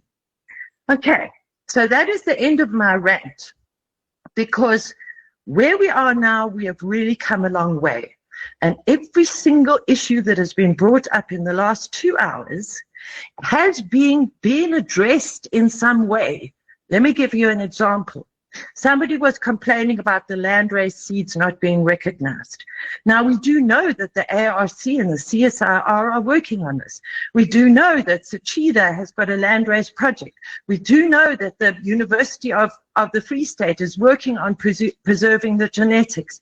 We do know that there's thousands and thousands of farmers across the country preserving the genetics. So that's just one example of what is happening. There are incubators, there are associations, there are people running pilot projects, not sandboxes, okay, running pilot projects on their own for the good of the community. So we need to recognize what is already being done. Let me give you an example of something related to Dacha private clubs, as I like to call them. Let's talk about the Mpondo Plug project, which is joining, creating a supply chain between the Mpondo farmers and the cannabis clubs in the urban areas. So that project is only just launched. Let's give them a chance. Let's follow them on social media. Let's support them. Let's see. But we're not going to get unity on all these projects. There's too many, but they are happening. And it's super exciting. And let's communicate to the world what we are doing already. Now, speaking about what we are doing already, the reason why I was invited today was to speak to you about the police reform project.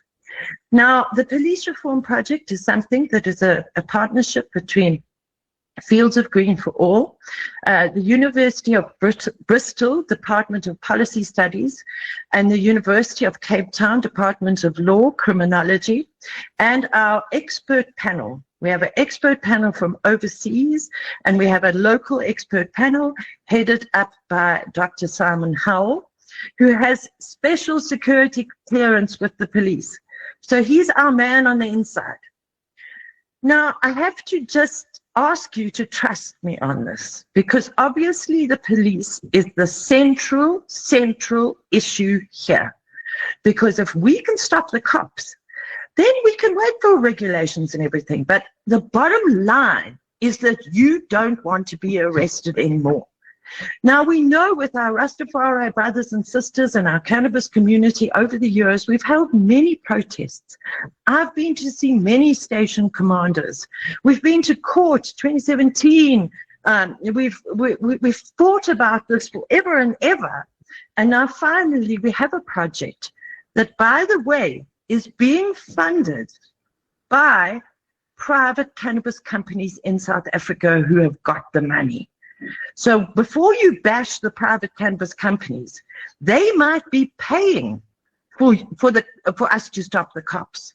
You know, those Fields of Green for All Platinum affiliates have helped us to keep going over the years. And yes, they might be making a lot of money out of cannabis while everybody's left out, but they are doing their part. You know, they really are helping everybody in a quiet way in the background that nobody really hears about or acknowledges. So no, we're not talking about the skellums like Can Africa and Synergy Wellness. They've never supported us.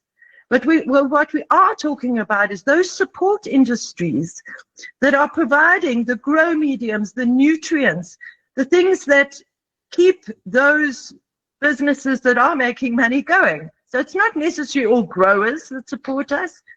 It's also companies in the support industries, which is really important. You don't have to touch the plant in order to make money out of this. So the police reform project is obviously community-centered, and it follows on in some ways from the Rastafari Roundtable that was held in February this year, together with the Rastafari communities and hosted by the South African Human Rights Commission.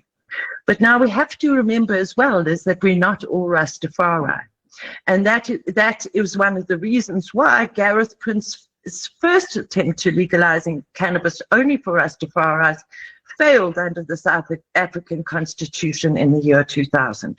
So I acknowledge the brother who says we're not all Rastafari, but the Rastafari remain one of the most persecuted communities in the country. And I think that is why the South African Human Rights Commission took up the lead to hear the voices of the Rastafari community. Now, the South African Human Rights Commission will be part of the police reform project, and it has already kicked off. Our first round of consultations will happen on the 27th of February, 2026 at Constitutional Hill in Johannesburg, and it will also be live streamed. We are inviting the communities, the community leaders to gather and voice the voices of their communities. So next week, using the Indlela and SACCA database that we've got here and Fields of Green database, we will invite all of the community leaders together. Because unfortunately, Fields of Green doesn't have money to host an in-person gathering for all the community members. But we invite the community leaders, persons of note. We'll invite the DTIC, South African Human Rights Commission, and all our experts together and watch on live stream, all the leaders to be there in person, to hear the voices of the community. Because I assure you, brothers and sisters, you are being heard. After all of these years, you are being heard. And then just to finish off, the final result, the final outcome that we desire, those of people that know us, we've been talking about desired outcomes for many years. The desired outcome for the police reform project is to change the police's KPIs. Now, KPIs are called key performance indices, and somebody today has already brought it up, the quotas under the Drugs and Drug Trafficking Act. So we're looking forward to regulations being published early next year for the Cannabis for Private Purposes Act. They've been promised to us by the end of February, whether they'll come or not. Then we can go to the police and say, right, this is coming out of the Drugs and Drug Trafficking Act. Now, what is the police going to do? You are going to have to rewrite your KPIs. Now, it doesn't help to go to station commanders because there's been a directive from August 2023 and it didn't work. So what we need to do is get right to the top brass of the police at headquarters in Pretoria and rewrite those KPIs and go through the rigorous retraining process that will be necessary so that the cops can leave us alone once and for all. Now, all I'm asking is that you support Fields of Green for All in this.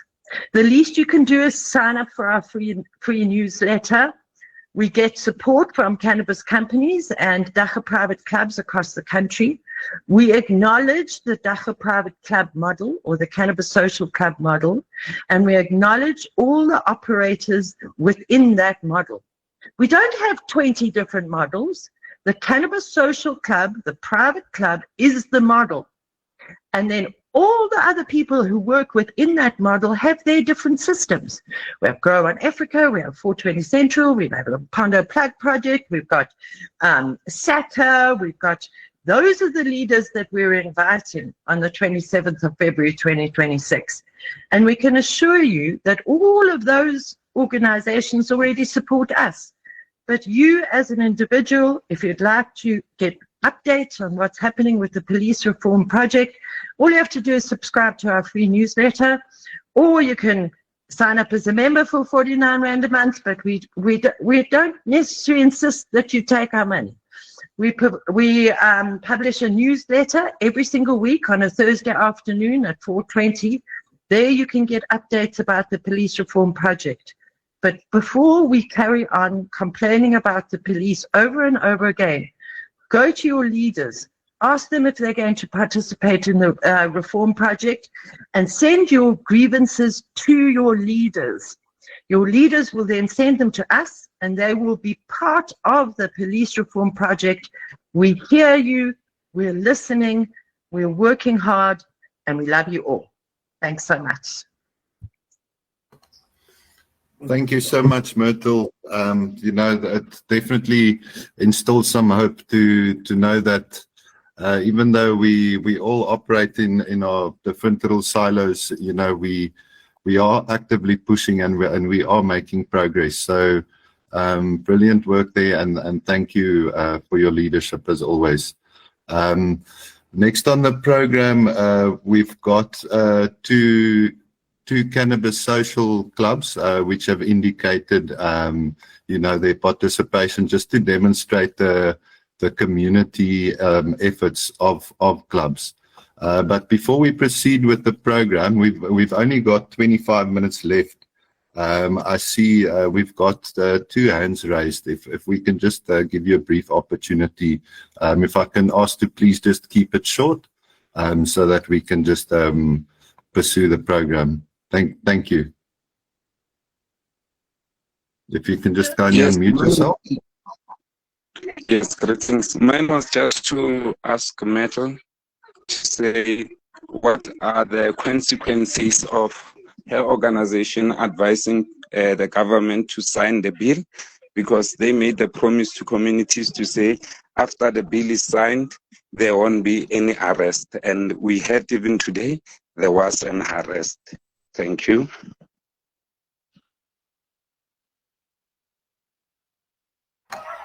Okay, can we move on to Mamagoshi? I see you've got your hands raised, Mamagoshi.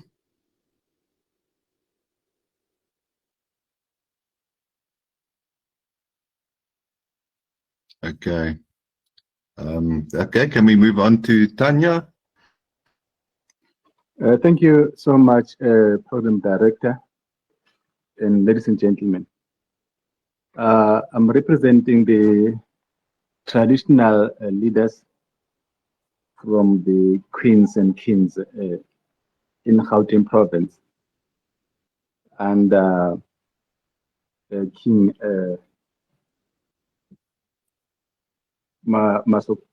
Makosonke II Mabena. Under the leadership of King Mugiwa in Gauteng province. That's our jurisdiction. And ladies and gentlemen, I just firstly want to appreciate the founders of Mbosa, that this was a very great move of establishing Mbosa. It is acknowledged and a great vehicle that today's making us as traditional leaders to participate in a very important subject of cannabis and hemp. We as traditional leaders, we have land, abundant land in this country. And surely we can be able to provide land to ensure that our people are able to farm cannabis and hemp, that we can assist.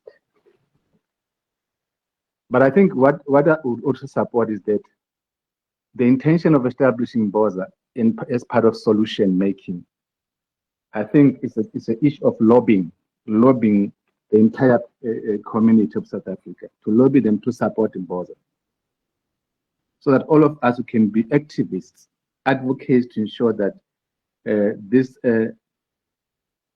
cannabis and hemp laws that is actually making the cannabis to be criminalized or making to be an illegal stuff or drug can be done with. So we fully support BOSA's initiative that we should actually change the law of this country, because this is about laws. Remember, police are actually implementing the law of South Africa.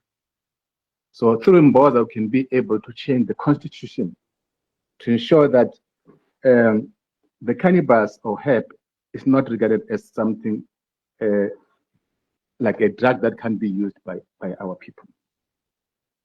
So I think this could be our support. You know, one speaker in the beginning said, all for us to achieve, from BOSA to achieve, is a question of numbers.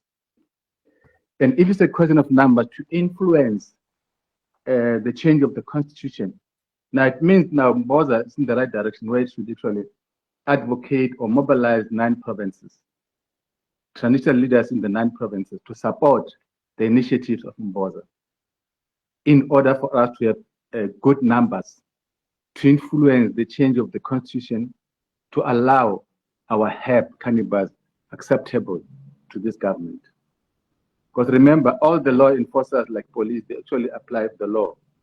Now it is our responsibility as traditional leaders in the 9 provinces to mobilize our people to support BOSA, so that we look into the acceptance that it is a human right to cultivate our hemp. It's our human right to cultivate our hemp. It's our human right to ensure that we have farms where our people can work there and cultivate and farm this hemp. So this is just a support, ladies and gentlemen, that we feel more honored as traditional leaders to be invited to be in this BOSA initiative, to be part and parcel of you. And we are hereby supporting you 100%. And we know that I also support what the other lady, I think it's, let me just check, it's Ntombonzi. That she outlined about 8 items. In that, as a roadmap, I think that should be a roadmap from BOSA in order to handle this matter until we win. Because, ladies and gentlemen, there's no way we can rely only on government. Government failed us in the past. For more than 30 years, they failed us. So that strategic plan, roadmap, can help BOSA to move forward and influence government to change and do what we think will be best for us. You see, if I could give that example, in 1994, before 1994, before national elections, there was a challenge where police were arresting the activists, political activists. But there was negotiations whereby the government has to relax the laws so that people who were engaged in politics were never arrested anymore. Even now, people who are selling marijuana, cannabis, and hemp, BOSA should influence government that government should relax the laws. They should stop arresting our people by relaxing the laws. That is something that we must submit in government, to say, relax the laws while we're negotiating with you to ensure that proper laws are drafted. Relax the laws, don't arrest our people, because we're negotiating for the new law that would protect the snayman, the new law that would protect the farmers, the new law that would promote all the users of the drug. With those few words, ladies and gentlemen, I'm supporting BOSA movement forward, and the plans that we can make sure that we're handling this as part and parcel of you as traditional leaders. Thank you so much. My name is Tanya Kekana. I'm based in Gauteng province. Thank you. Thank you, Tanya. Thank you. Thanks for that contribution. I'm just going to hastily move through through the rest of the raised hands. I see we've got 18 minutes left, and we've still only got 2 people on the program. So if I can ask if we can just try and keep the submissions brief. Tabu, can we move on to you? If you can unmute yourself. Thank you very much, my leader. Yes, I'd like more to concur with the latter speaker, because of the laws do exist, and it is for us to understand these laws and to implement them very clear. First, there are laws that make the government officials to do what needs to be done. And our understanding of government should not be naive, that we're speaking of executives, politicians, and the concept of government starts with us. It starts with us, with individual, the way you conduct yourself, the way you do things. So here we're dealing with the situation of a tree of life, a tree among trees. It cannot be that we see all these things, but this one is the one that we make sure that it is separated. And we need to make it clear, and we're making it clear as Marijuana Board that the laws support us.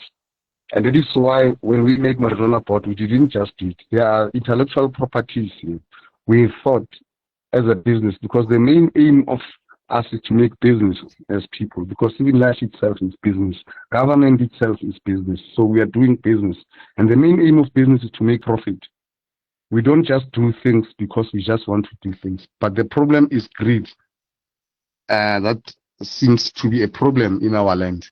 So what needs to be clear is that we are guided all to be who we are, and we need to respect that. And the most important thing in the dialogue is to respect one another.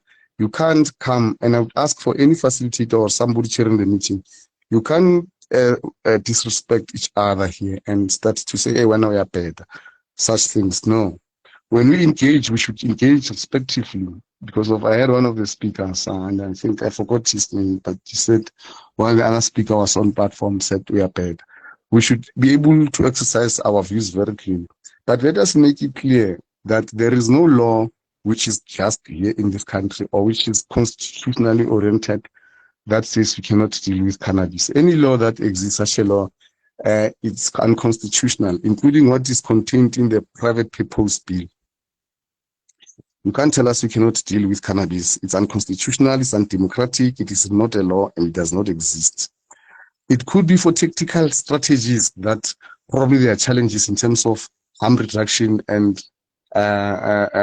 risks that are there because of the drug-related issue. And whereas it is not just to compare cannabis with drugs, because it's not a drug, it's very clear. No matter who scientists and whoever want to make it in whatever way, we know that it is a traditional medicine, including the laws that says cannabis is not and should not be included in the traditional medicine. And in terms of the Plant Improvement Act, that this cannabis is not included. We know what were the motives, and we should be clear around that. So that is why we have made Marijuana Board, because of every industry needs to have a board, and we are making it clear it is not for us as individuals, but it is a public business, and there will be engagements. That is why in our constitution we make it clear that we're a state entity in the making. All the stakeholders, nobody here can say we never contacted them and to be part of the board. The constitution is very clear. It is for all of us to fairly share. Because of if you are telling us that, for example, one of the speakers have said that we should just as community just take our rights. In this reality, it's not like that. We wouldn't even be having this Mbosa if they would things were just free. You wouldn't just practice. For example, for a Rasta person, you are not getting arrested for a dreadlocks or for a Ricky or for not eating meat or for a religious belief. The only thing that made you get arrested was cannabis. And the problem with cannabis was that it is a turnaround. It is a power of economy. It is a power of spirituality. It is the power of medicine. It can heal a lot of diseases. We know, no contest about it. So that is why what caused this thing to be criminalized first was business. That is why we had a solution to say it needs a business model. Because at the end of the day, much as we speak of governance and laws, even government itself, it's a business. So business laws, we are following them so that we're able to deal with the system here. Because of, we cannot take up arms and fight. We are peaceful people, some of us have said so. And we continued in the cultural rights and all that. We realized that, no, let's do the business. If they didn't reject it in 2016, before even the Concord, that because of the principal, the name of the business must match the principal activities of the business. So you hear this is a board. You can understand what is a business interest or a business description of a board. So that is why this one, it is a marijuana board. And you cannot limit us to smoking only. To say that when we say marijuana board, we're speaking about smoking or the part only. No, we're talking about the whole industry. We're talking about everything about it. You see, that's what, these are some of the things we're engaging on. And we acknowledge what SACCA is saying, but there's still some injustices that are happening. And we're not silent even in the Pakistan Action Lab. We echoed very clear and we made a declaration there. And we're in support, of course, of Khoisens and other people. And the IKS come from there, you see. So this thing that cannabis will be taken as a raw bud for export, it is a serious matter, I tell you. Because of, it is another advancement of economic colonialism. And I don't think we should be easy about it. Because gold has been taken here for years and taken to abroad as raw. And a lot of things are taken here in our land. Raw. Not with cannabis, we're not going to allow it. Cannabis must get out of the country as finished goods. And that is why we're in marijuana board. And we're proclaiming, if anybody opposes us, it is their right to oppose us. But in terms of the law, we can go even into court. That is why we're following everything. As citizens, we know what needs to be done. But if you're going to tell us that we've got rights, people got rights, and we know first and foremost, some of the people do not have even information. So somebody must take a lead. You see, bothata mona ke taba ya hore hona le baetapele le baetapele ba bang ba batla baetapele ke bothata se ha ba batlo etellwa ha ba batlo amohela ha ba qeta moo ba ipeya ka botleng ba se nnete ha re tlo etsa jwalo re tshwanetse re dumele ditaba ka mokgwa di leng ka teng. We must accept the truth the way it is, because of the people of us making businesses and companies are very clear. That's why we make these things. It's business. Whether you make it a non-profit business or whether you do whatever kind of business, it is business. And the only way we can deal with all these things is when we can have the government and governance system for us to account to. As leaders of Marijuana Board, we need to account to the people. We are going to account to you on everything that we are doing. That is why we have a very clear constitution. And that is why it is us who are calling everybody to say, let us talk as the people. Not we see all these things happening around and without the people knowing what is happening. A snake man in the street does not even have a clue what is happening. It is our duty to go there and inform the snake man. Because we see some of the shops here, you find the owner is a Pakistani. I'm not a racist of some kind, but does not even become responsible. That is why as a policy, as Marijuana Board, we say that 50% if there is a foreigner here, whether it's from Zimbabwe or whether it's from America or whether it's from Germany, must leave 50% plus one, a woman. Because of we dedicate this to Mama Africa, the queens, the women themselves, because of it is the female part that is oppressed of cannabis. So we as Marijuana Board, without doubt, we're struggling and we're saying it. Be part of us. We're not going to dictate and we're not here to dictate. That is why there are consultations. But it is fair that we should recognize our leaders. I like what Medley have said, that is calling leaders. But as leaders, we must also accept that there are leaders that lead us. And some leaders need a recognition and a fair recognition. We're calling upon to say that as leaders, we should act responsibly in terms of what needs to be happening. That is why if we do not, we'll have a serious suppression. Yes, we're going to take the mandate and engage and influence government because we've been pursuing that all along. That is why the best way to determine what the people say, it is through these dialogues. That is why we are busy with the marijuana Indlela, where we're going to have a physical dialogue. Now we're speaking, we cannot even see each other on the eyes.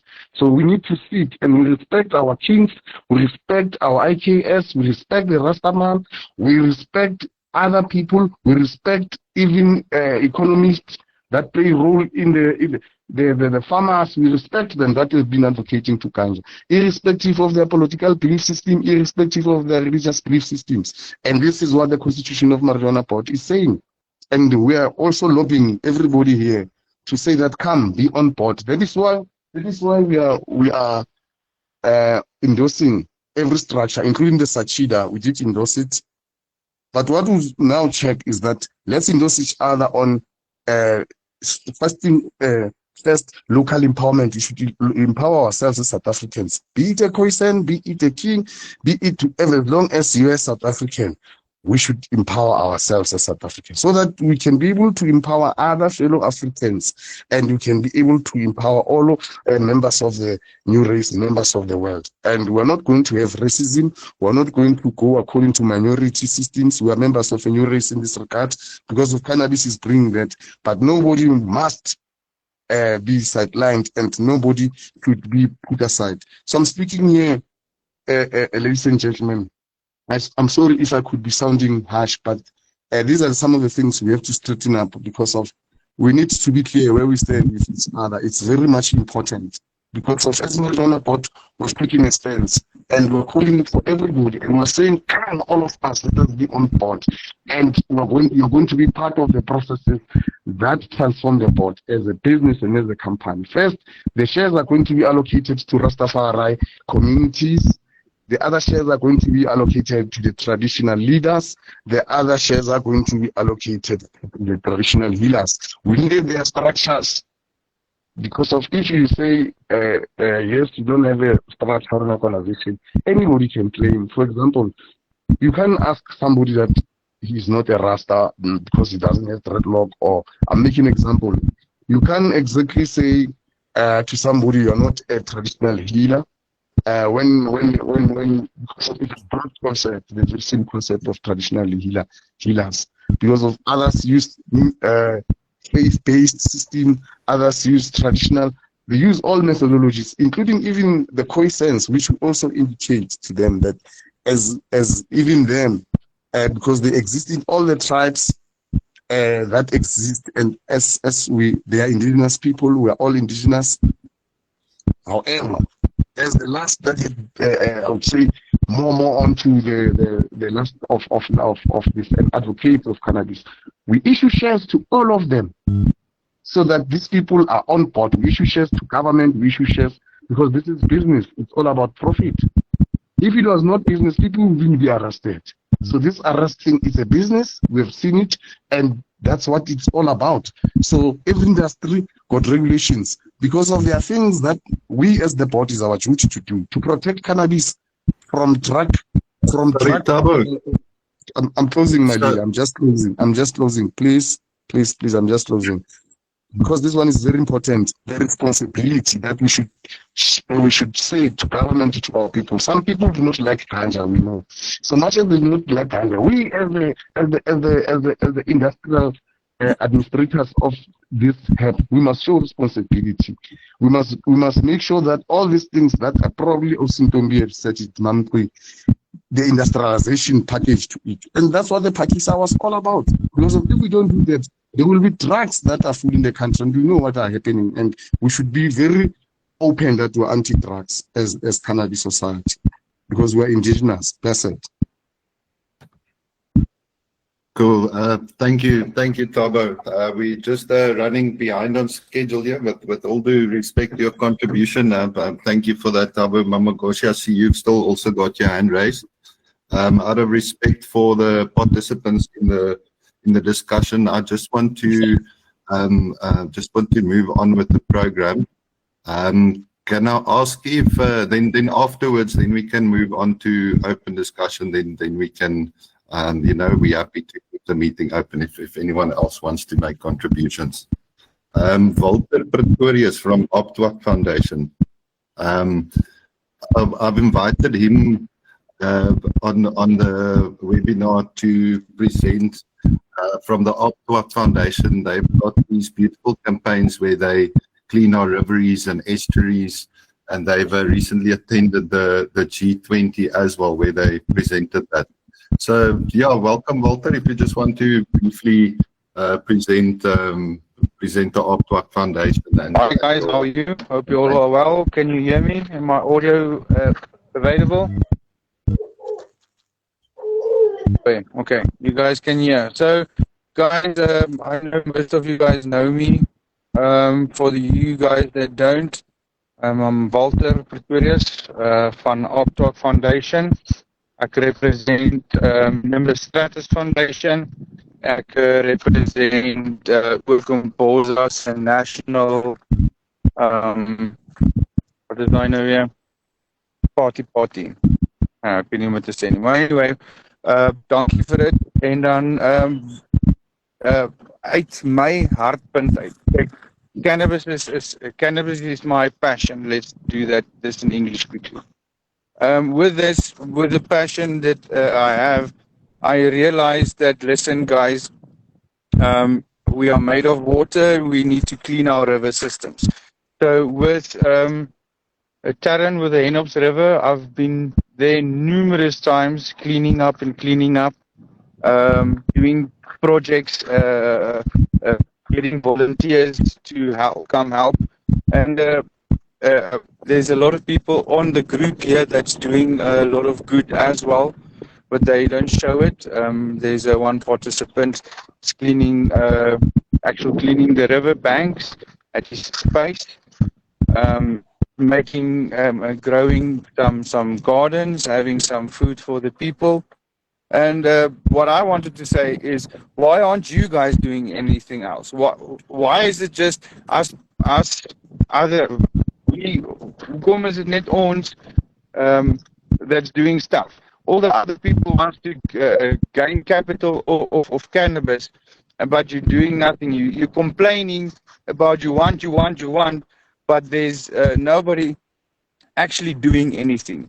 Limited people, a handful of people that's actually doing something better for the community, for the area where they stay. And I'm just disappointed in the cannabis industry to see how many people is doing nothing. Yeah, that's my 2 cents. Okay, thanks for that, Walter. Slightly disheartening to hear. I must also say, I understand the sentiment. There's a lot of resentment, especially I think it's directed to all the, there's outlets popping up every day, dominating the market, and they cutting the throats of old legacy clubs and legacy growers. And I'm sure everyone sitting here today, that's already doing something and contributing, putting their time towards pushing it forward. So yeah, with all respect to everyone, we're all doing our part and we're doing what we can to push it forward. But yeah, it's brilliant the work that you do through your clubs to keep the environment clean and keep our rivers clean. But thank you for that, and keep on pushing the good work. Another club that we got to present their community efforts is the Joint in Hartbeespoort Dam in Northwest. They've just sent a little video, so I'm just going to do a screen share from my side. Hello everyone, my name is Anneke. I am one of the founding members of the Joint Social Club.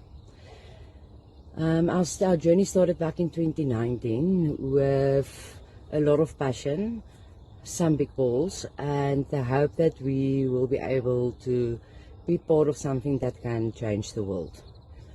After 6-7 years, the only reason that we are still standing is because of our community. So we wanted to duplicate what we've got here in other parts of the country by setting up other communities, and every time I am surprised. Each community has its own heartbeat, has its own culture, and creates its own opportunities. But I'll let the community tell you that themselves. If we want fairness and real upliftment, we need to focus on models that bring people together. The Cannabis Social Club model does exactly that. A social club is not just a space to share cannabis, it's a community hub. It creates opportunity, teaches skills, and creates value in the community. At The Joint, we've seen this firsthand, that every club we build is connected to the local community, from growers to staff to the people who help to keep the space alive. To join people, they doing just well, they build a better future. We also uplift local artists by giving them the platform to perform and grow and share their creativity within our community and also their own community. As a local business owner, I can say that the joint really supports community SMEs. So the joint works with local creators, local suppliers, local everything. When local backs local, everybody wins. And the whole idea is simple: keep things fair and accessible. People shouldn't need big money or special connections to take part in the cannabis value chain. That's why we put the communities at heart. When people shape the developments themselves, it stays where it belongs, with the community. We work closely with local growers, small farmers, legacy growers, and people who've grown this plant for generations. They deserve a real part in the value chain. Our goal is to build sustainable grower networks in every area where our clubs operate. When grower rises, the whole community rises with them. This is more than economics. It's culture. It's heritage. It's respecting the traditional knowledge that has carried cannabis in South Africa for decades. A healthy environment supports a healthy community. Conservation, community upliftment, and cannabis can all work together. Fairness means opening doors for people who were excluded for years. It means lowering barriers, sharing opportunities, and uplifting households and not just companies. When a community holds the power, the value stays with the people, the jobs, the skills, the opportunity. That is what real upliftment looks like. That's why the social model is so important. It keeps people, culture, and shared benefits at the center of everything.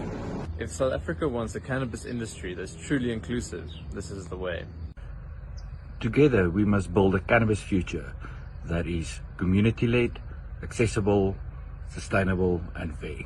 The joint for me, it's a sign, and it's a family-orientated kind of organization in the cannabis space. It's for me, it's a proof to say that there's a seat for everyone at the table. The joint is it's educational, community building. My journey with the joint has been a very amazing journey, touching communities with kind of training people and educating people around cannabis, and also building a community that is self-sustainable. Sharing knowledge and reaching out to assist families and people in terms of the knowledge that they have and the network that they have. So it's quite a great space to be at, and it's a great family kind of a setting. So for me, the joint is my extended family, it's my tribe, if I may say that. Their ethos, they've got strong integrity, they are community building orientated, they're quite involved in community projects. I've been working with them on various projects across the Northwest and across Gauteng as well, many areas where I work with them in this journey of the cannabis. So very strong in terms of community building. So the joint, I can go on and on and on about the joint. A very great dynamic team, very high energy people. So yeah, that's the joint for me. My name is Mutlatsi, also known as Mo from Limpopo. Big shout out to the joint. Your workshops help a lot, from companion planting, keeping mother clones, and also building soil, because we then understood that the more healthy your soil, the happier the plant. One love. It's given me the ability to craft, given me the ability to access a market which, I don't necessarily have the means of getting a SAPRA accreditation, but at the same time it's enabled me to start a small business, to get it off the ground, and also to ensure that I can create sustainable jobs, sustainable lives for my staff, and do what we love, is working with the plant. Now, a lot of people don't realize this, but the Joint Social Club didn't just create a vibe. It created a community in a sense. It gave us a place, a room to breathe, to think and connect, and just to push each other forward. It became a space where young people, creatives, entrepreneurs, and all of us could just feel supported. And for me personally, the joint played a role, and a real role in my journey. It shaped my mindset, and I suppose opened doors and reminded me that growth comes from the people you surround yourself with. So this is just a quick shout out from the Thabo Mogapi to the joint. Thank you for all that you've contributed to the community. And in the words of Uncle Tina's, yes man! Hello, this is Awkward Spider. The joint is inhabited by vibe people, and the people that work at the joint look like they want to be there. And the vibe at the joint, it comes from the top and it comes down. So you can see there's this positive influence from the top going all the way down through the entire community. It's a special place. The Joint and Grow in Africa is more than a place of work and a social club for me. It is my community. The spirit of unity here has only inspired me to grow more with the members and my team here. It's inspired me to realize my dreams, and Grow in Africa has been instrumental in me becoming a cultivator for the group. Love and passion we have doesn't just extend to cultivating the plants, it extends to cultivating our community. Being a part of the Joint and Grow in Africa has really inspired me to be a part of the initiative to clean up our Henopstrophia, which is my home. So I encourage us all in this initiative and in the shared work to continue with love and positivity and make it a welcoming community for all. We've run fairly out of time. I just want to state from SACCA side, as the South African Cannabis Club Alliance, we do represent the cannabis social club space, and that is what we advocate for. When it comes to our solution framework, with how we can unlock a fair regulatory system and include the clubs, include the original stamens, get our indigenous communities involved. We did dive a little bit deeper into that on our first webinar, and that is available on the SACCA website on the open forum. I want to encourage everyone to support these advocacy groups like Fields of Green for All, Marijuana Board of South Africa, the South African Cannabis Industry Development Association. I really encourage everyone to support and get involved in these discussions. Okay, let's just go through the raised hands. At long last, blessed. It's been long. Thank you. What I want to emphasize, actually, I will still go to Zolonke because he left with a question mark. I want to make it clear to him that the social development has declined the application of Mbosa. We went to the CIPC, but the plan was one, to regulate and administrate. Why? Because of the unjust laws that are just happening around Rastaman, Sneyman, and the Khoi and the Sen. Those are the people that are being affected in the brutality of the SEPs. Then Mbosa is there to advocate for them. He also mentioned about the cannabis bill. If we can go through the cannabis bill, it excluded us, more especially the people of interest. So I wanted to make it clear that Marijuana Board of South Africa, it stands for everyone. Yes, there are associations that are available, but it's for the minority and those that they can afford. And it's expensive also to cater such of the services. So Marijuana Board of South Africa, it advocates for everyone, and it includes traditional leaders, traditional healers, Rastafari, Sneyman, Khoi and the Sen, and the people of interest.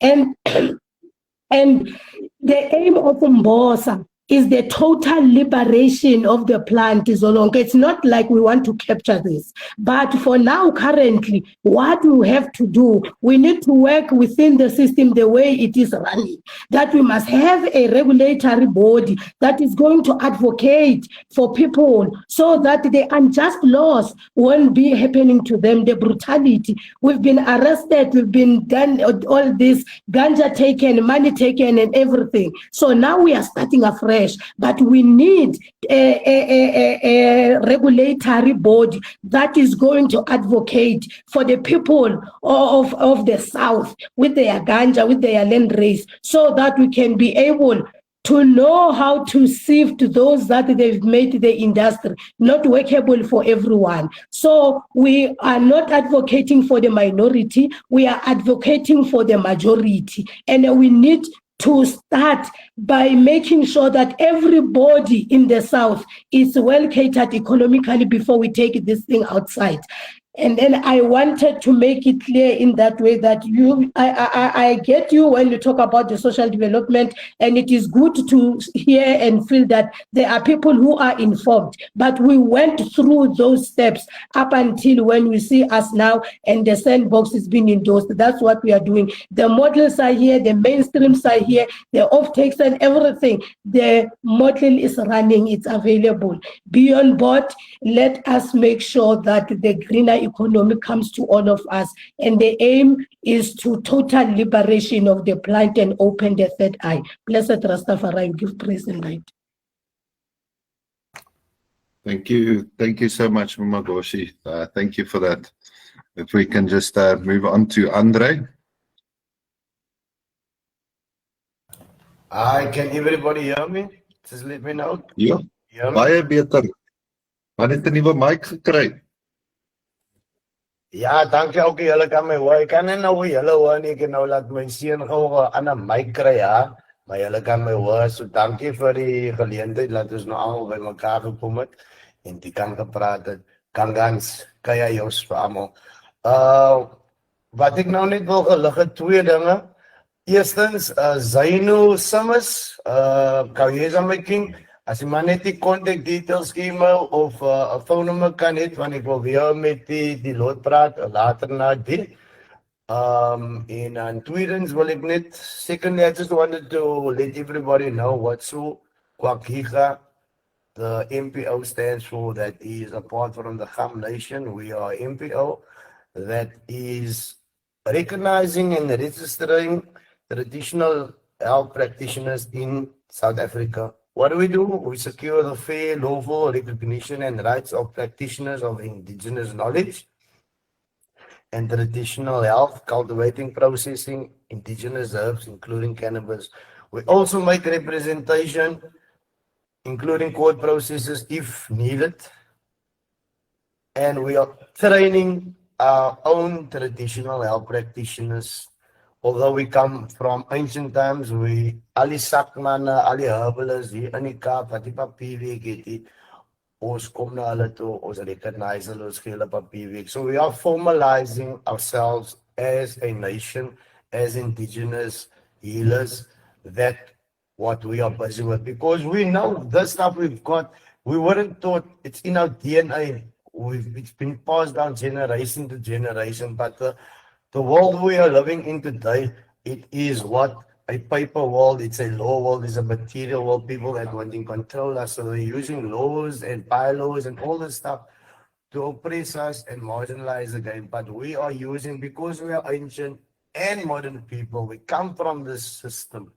We are using the system to formalize ourselves. So we are prepping ourselves. So like I said, Sukwa Kicha, Sua is root of David, Kicha is a doctor. So that is an ancient Bushman name taken out of the dialect for our people. So we are formalizing, and like I said, my brother before me that spoke earlier, Paul, so he has been recognized by the Department of Health, by all the government departments, as a traditional leader and indigenous leader for the Kham Nation, and we are representing the Songkhla tribe here in the Western Cape.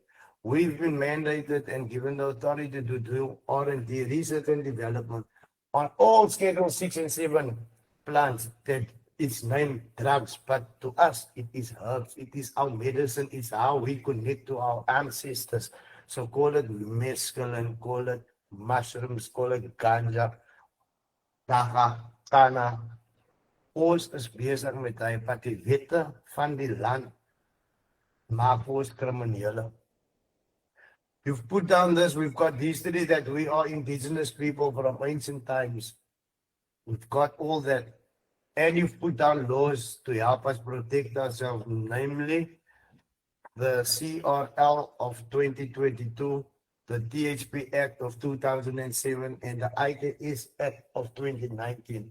So we as SACCA as an MPO is unifying our people, registering our people, and using that as a format to go back at them and say, yay, here's the history, we know who we are, where we come from, we've got the first rates, and you left us something to fight for ourselves. So stop persecuting us, stop using that where you put it in to control us in the Drugs and Trafficking Act or in your Medicines Act, because before all your acts and all your bylaws and laws came, we were using it before you. So before your scientific knowledge, we already knew what it was. Although we didn't know what the alkaloids was in it, we know what it was used for and the healing of it.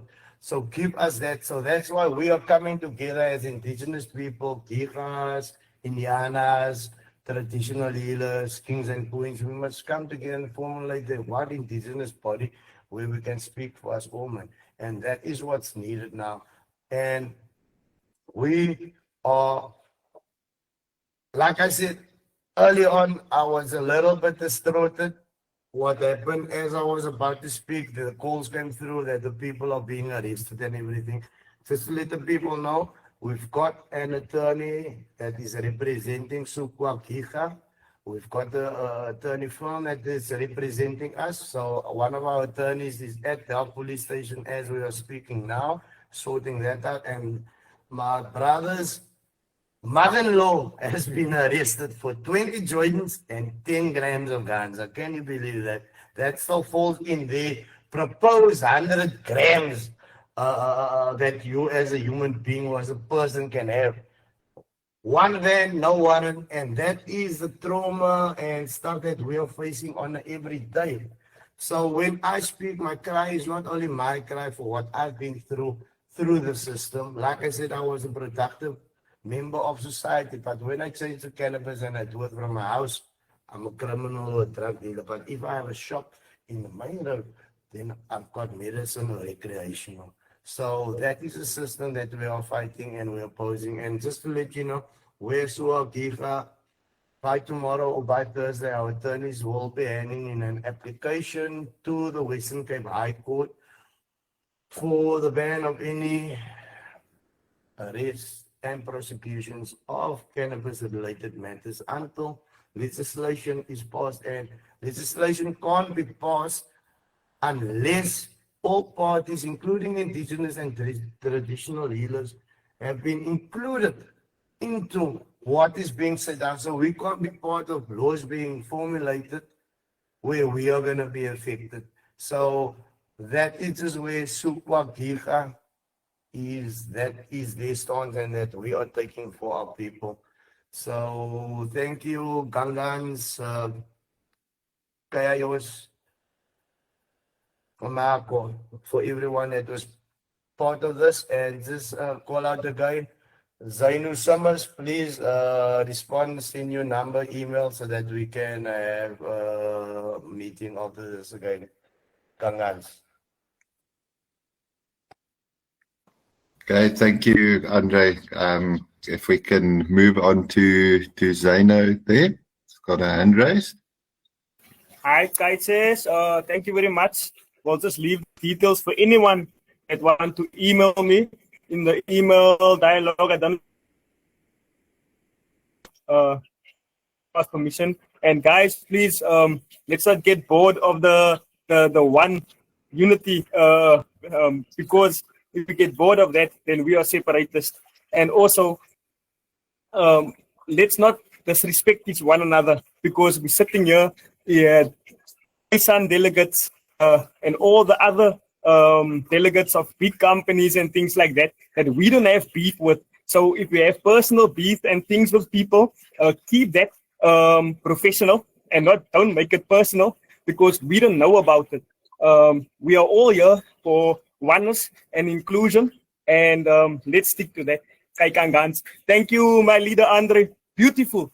I will contact you, and yes, thank you for your community service and everyone else. Amase.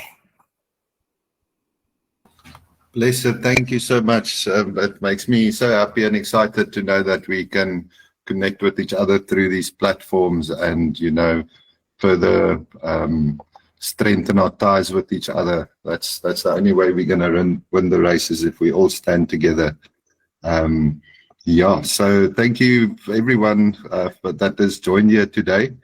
As I said, I would advise you to get on board with Mbosa, with Sachida, Fields of Green for All.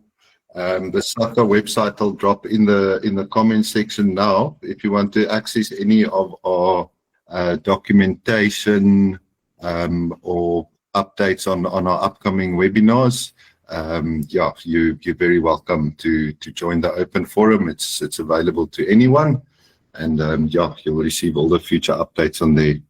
Okay, Guy Madlala, can I open up for you? Greetings. I'm just asking the contact of the traditional leader who was representing in the dialogue. Okay, sure. Specifically, which traditional leader are you referring? Eh? There's only one traditional leader who is here in the group, who is representing from Gauteng. Okay. Just check here. We can just drop an email in the... I think it's me from Cape Town. Kaeza, I must say. I'm leaving details there in the dialogue message. No, not of Zayn. Do you have a name for us, Guy? It's Sanka. It's okay. Have you got it? Yes, give thanks. Okay, thank you. Thank you, Guy. Right, is there anyone else that wants to make any contributions? Yes, thank you very Okay. much. Can I do that? Hello? Hi, Balekane. Okay, we'll open for you, and then we can proceed with the rest of the race dance. Thank you. Okay, you can unmute yourself, Balekane. Oh, okay. I'm excited. I'm over the moon. My name is Dijeng Sibusi from Mogale City Local Municipality. I'm in the west end of the Gauteng province, and I've made several notes and comments. Please take note of that, everyone. I want to congratulate everybody for being in this meeting. It really means a lot to me as a public servant to see, what the people really feel and want and see. Like everything that you have said, everything that everybody has shared here was supposed to be the way it was, irrespective of the disagreements. We are here to agree to disagree or agree to pave the way forward. And it's very, very important that whilst we do that, respect is key. That is the basic law. That is it. Doesn't matter where you go in the world. And everyone, whether you are privileged or not, do that. Can you do that, please? It is key, it is important, because disrespect is what broke the law in the first place. When somebody disrespects somebody to feel that they have to push them down, tramp them down, talk them down, that is not in line with the basic common law, natural laws. We don't have to even go to any country's constitutional laws. I roll with that law in my municipality and in my life. I'm asking everyone to do that. Let's meet each other with mutual respect and take everything that we have done, look at it respectfully, and contribute feedback, taking into consideration that we all come from different backgrounds. Our history, we don't have to repeat it. We know it and we know why we are here. It's because of our history. There is no way, guys, that we are going to adopt solutions coming outside of this country again, ever, for this medicinal herb. It's a herb that belongs to the people that have already been cited. The Khoi, the Bantu, and the Bushmen. They are the custodians, and we know, we don't have to debate that. It's not debatable. It's a fact. It is there. So I would request that everybody respects that. The disrespect of these communities, of these people, is what we need to change in the law. When, as government, we talk about redress. Redressing the law means changing previously discriminatory laws that oppressed the majority of the population. We're not going to teach history, we know it. Let's not twist history to suit our agendas. We are going to monitor, I am going to monitor everything that you say. It's my job. You say something that I can see and hear that is fork-tongued, I will pick it up and I will comment and I will put it up for a finding. So when we talk, can we all talk in languages that we can all understand ourselves first? Like when nna ke Motswana, a ke Motswana, ke Morolong, mmina tshipi e ntsho. Ha ke bua, ke itlhalosa ka Setswana, go botoka gonne ke a utlwagala, ke a ikutlwa le nna ke bua ke reng. Jaanong ke utlwile motho a bua ka tlhakatlhakantse batho. Ke kopa le ska re tlhakatlhakanyang. Sekgowa se sa rona botlhe, ha re makgowa, nna ke lekgowa. Ke a kopa. So when we talk English, we need to bear in mind that it is not our mother tongue. We must all use our mother tongue. And I'm going to be moving forward, engaging with SACCA and to promote more and more and more the use of indigenous languages in all the dialogues, because we cannot afford to be talking English. So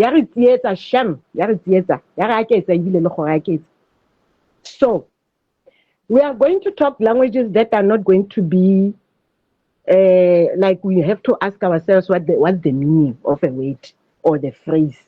Like I was very disturbed by the statement that unity is a serious problem. It's a dangerous concept. I've noted that, and I'm going to interrogate that further, because we need to understand this English that is being talked or spoken. And we need to translate and transcribe every information precisely. We are not going to be saying one word, like English is English, Setswana ke Setswana, Sizulu is Sizulu.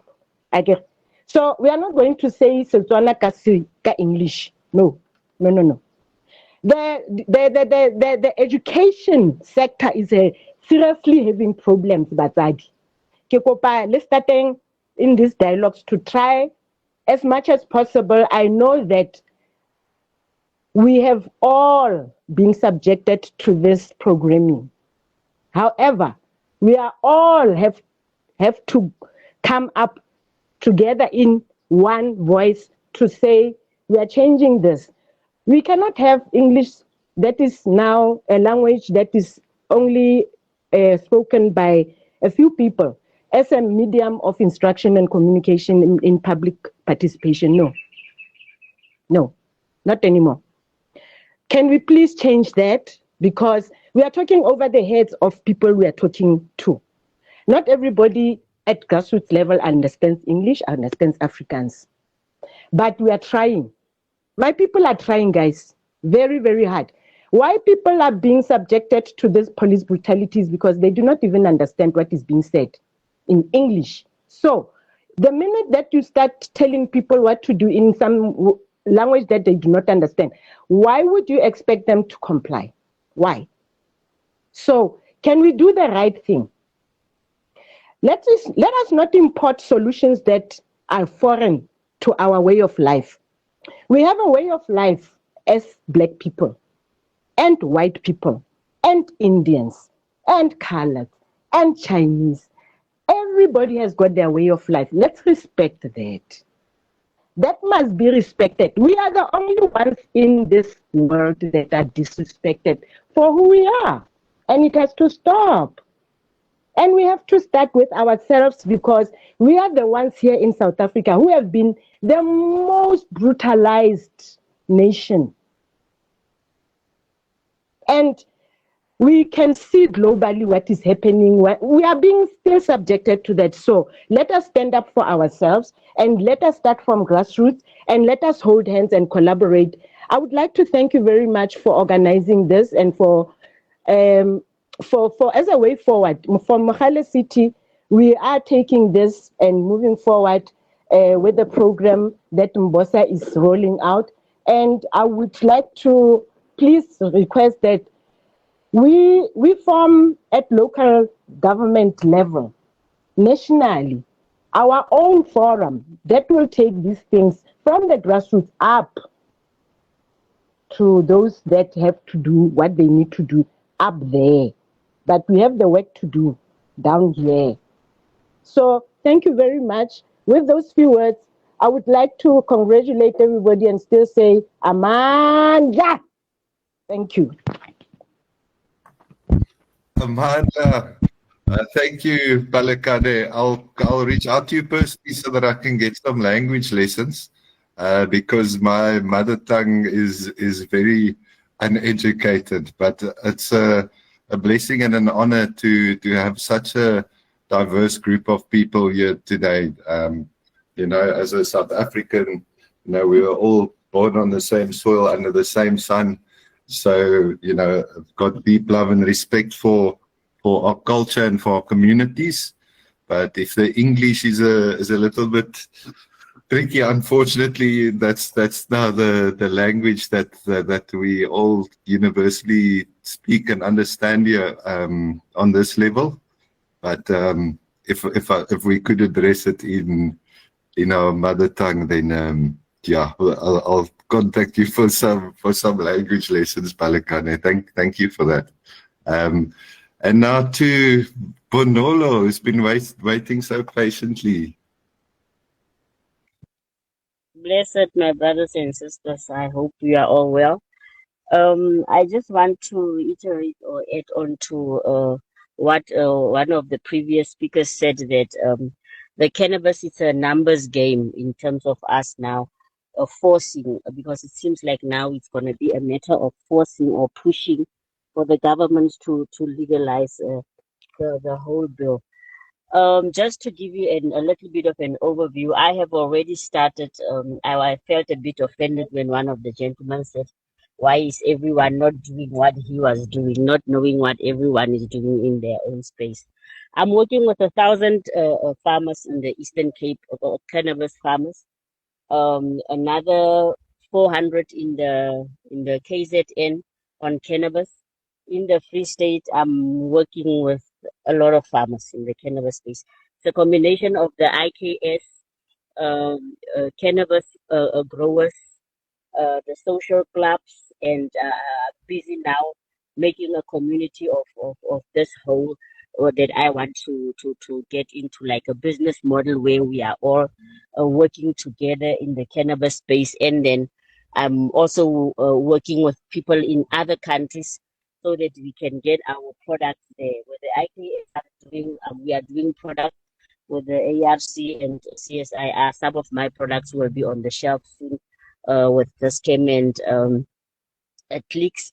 And then some of the indigenous herbs I'm busy negotiating with some of the countries outside the African countries so that we can get to the Afri trade with some of our our cannabis products. So it's not just about the cultivation, because I hear most of the people are just talking about cultivation. This is a very big platform, and there are so many opportunities that we need to get to our people and to enlighten them so that we can step into that spaces while the window of opportunity is now open and we are being pushed back. And now I feel that we need to force and push back so that we can also get where we are supposed to be going. Thank you. My name is Bonolo Mateba. I'm from the Cannabis Herbal Hub. Thank you, Benolo. If I could just ask you, if you're open to that, if you could perhaps drop your email address in the comment box there. Yeah, I'd see Nonglangla requested that there, and from my behalf as well, would also like to reach out on behalf of SACCA. Thank you. Okay, can we move on to Tom Didi? Oh no, can I thought I was being called. May I go? Because I need to leave very soon. I've been keeping people waiting, and now they are impatient. Can I go before Ntombi Didi, if it's fine with you? I'm sure I'm speaking on behalf of Tom Didi now, but I'm happy to do that. Yes. Okay. Mine is also just a question of reiterating the importance of the questions and the submissions and our voice, the voice of the people. We spoke a lot about the creation of jobs and the jobs that are already being created through the use of cannabis by communities and poor communities, for that matter, that are currently really being affected by, unemployment, hunger, and lack of skills, lack of, the disparities that have emanated from the time when, we've been fighting for our liberation of the indigenous people. So now that we are seeing that there is a turnaround, that the people themselves can really own what is theirs and they can own what they produce. I'm failing to understand, why do we still have to have the government putting their thumb and finger down on that which is good, on that which is progressive? I'm still really not clear what is the issue. Is really the issue of government about job creation? What is it? We need that to be cleared. And also the contamination of our seeds, the seeds that are coming into the country. Yes, we're talking loud about it. Who is responsible for bringing these seeds? Still need to understand who is responsible for bringing all these seeds that are here, where our own indigenous seeds now are being contaminated, and we're still running the same rhetoric, the same struggles that have been there in the past. They have not changed, where we don't even see any indigenous Southern African food seed that has not been contaminated by Monsanto. Our food that we are eating right now, we're just eating garbage that is put in packets. A garbage that is put in a package and is packaged healthy, but yet we know what is inside is wrong. Who is allowing this to happen? When we've got the CSIR, when we've got all these regulatory bodies that are here, that have really come as stumbling blocks for us to be able to get our voices heard. Why are we still seeing that there's still wrong that is still coming into our communities, and these communities are targeting us, the majority, the poor? Really, I still don't understand. What is the job? Why are these, all these regulatory bodies, why are they there in the government? Why? What has been their mission and their job? So that's the second aspect. And then the third one that I have here is the traditional healers, IKS, and experience knowledge should be. Yeah, the knowledge of indigenous growth is still there. This knowledge has been there for over thousands and thousands of years, and it has been passed on from generations to generations. This knowledge is ours. We have got the rights, indigenous rights to them. These knowledge systems should be recognized by might because they are there. Why should we then still have to be waiting to be trained by some European companies who are coming, with their own agenda, and yet we still turn our heads, back when it's time. It speaks to us as indigenous people and our traditional rights and our sovereign knowledge system, which has been there for many years, which has helped to grow and shape all the economies of the world. If you look anywhere, Africans have been dominant. There has always been greater civilization and we've always been one with nature. Because ours have never been about taking away from nature, but this has been living together with nature and understanding the laws of nature, because this is our right. That's what we are put there for. And then there's ASA, the Mboza business plan and business module. I quite like this space because this space of this business module with the greater work. I know it doesn't have any money because every time now when we seek to do things now, we're all told about money. Money always comes later. It's the people that come first. And it's the people that are going to be able to drive the mindset that will be able to produce the money that we need. But when the people are not ready, whatever money you put in there, it's not going to work because it's just going to go to waste because the mindset is not ready. So it's not about the money. The business modules and plans should continue because they are a positive, propeller to ensuring that, the cannabis business growth on the ground level is mushrooming, which is going to assist us in the same poverty that we are in the same perpetual misery of not being recognized as small businesses in whatever areas of our businesses, especially the canna business. And okay, I'm going on and on. Now my last one, and it's done. Someone spoke about the alcohol. That alcohol is regulated by the brewery. I want to go back into the cigarettes. Cigarettes and tobacco in South Africa is regulated by the British and American tobacco. So, Tina, we have not been allowed to grow our own tobacco. And yet the tobacco growth, we know by the Batswana, our great-grandmothers, our grandmothers have been growing muchuku for the greatest of times. And yet these rights, we see them being given to the America and the British tobacco growers, which means me as an indigenous person, I cannot grow my grandmother's mchuku because their rights have been given to the Americas and to the British. So we have to be very, very, very cautious when it comes to our dacha, what we call the dacha, our stock, because we want our children to be able to benefit from the crop 101% without being asked to give permits, because the minute we put a lot of permits and restrictions now, which means we're closing up for the next coming generation, they are going to be the same as us. We're not going to ever know that cannabis is grown in Africa, because now it's going to be given, rights to other people that are coming from outside. Similarly, people don't know that tobacco is grown in South Africa. Similarly, people don't even know that tobacco is grown, not even tobacco, coffee. Coffee has been grown in Mampondweni widely for many, many, many generations before 1912. Now coffee is not allowed in South Africa. We can't grow our own coffee.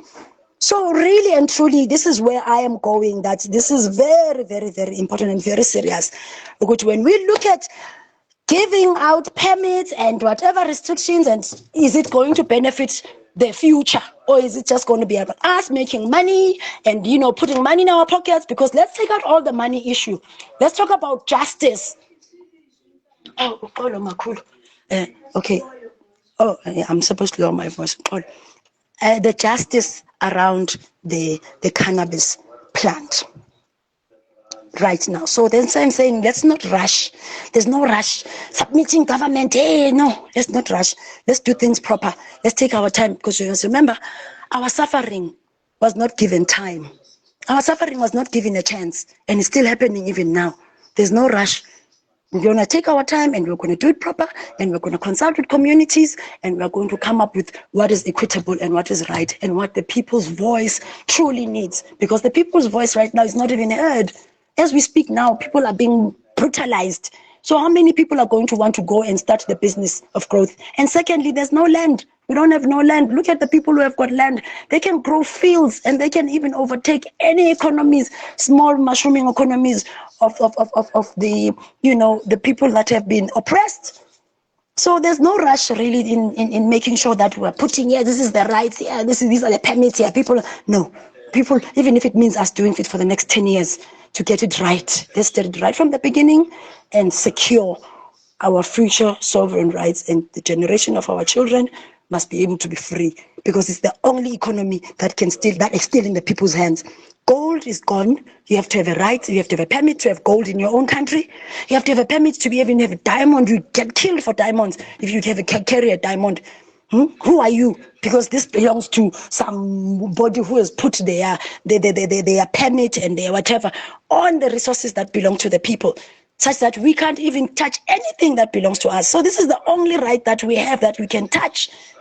Let us keep it clean. Let's keep it clean, and holy as it is. That's how God wants things to be. God makes sure that we're all clean every day. Make sure that there's food, there's sun, there's everything that makes us, sustains us, for us to grow. And as human, we're the only people that are paying to live here.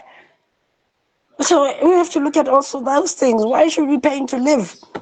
When everyone, flies are free to live, dogs, everybody's free to be on earth, except for us human. So, and with all that being said, I can't say anymore. Thank you. Thank you so much.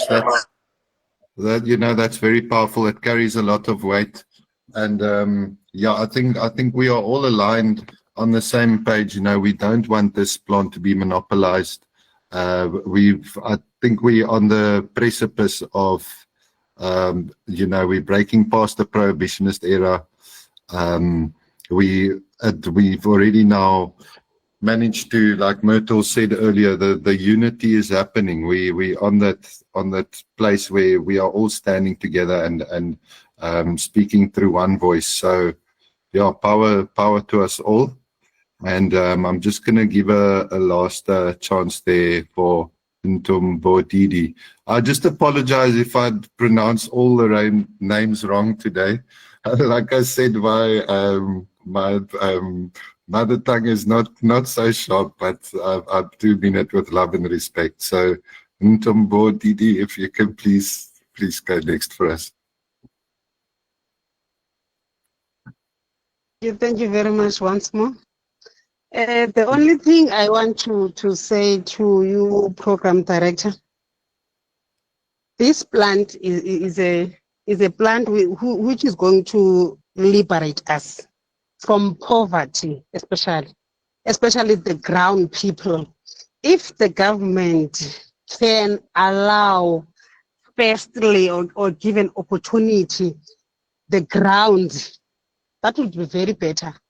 That will make South Africa green.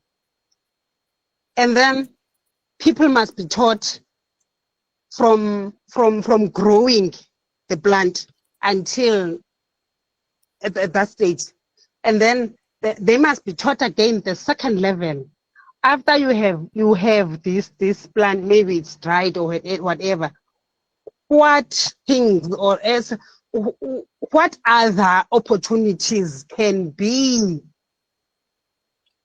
having out of this plant that will mean somebody who haven't got or has an opportunity to grow can have an opportunity to make cosmetics, something like that.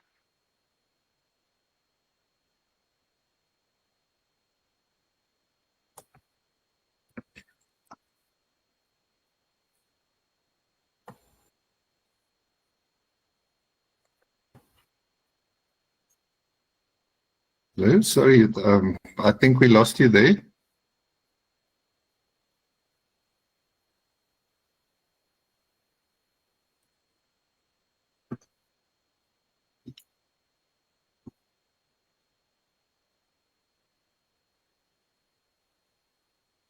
Let's just see it. Is everyone else's connection still fine?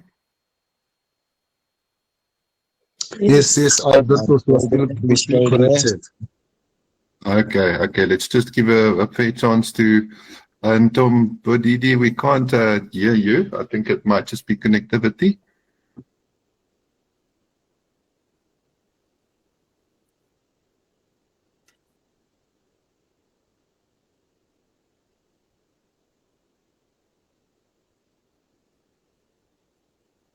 Okay, I see you back. You've got your hand raised. Do you want to just see if your mic is working now?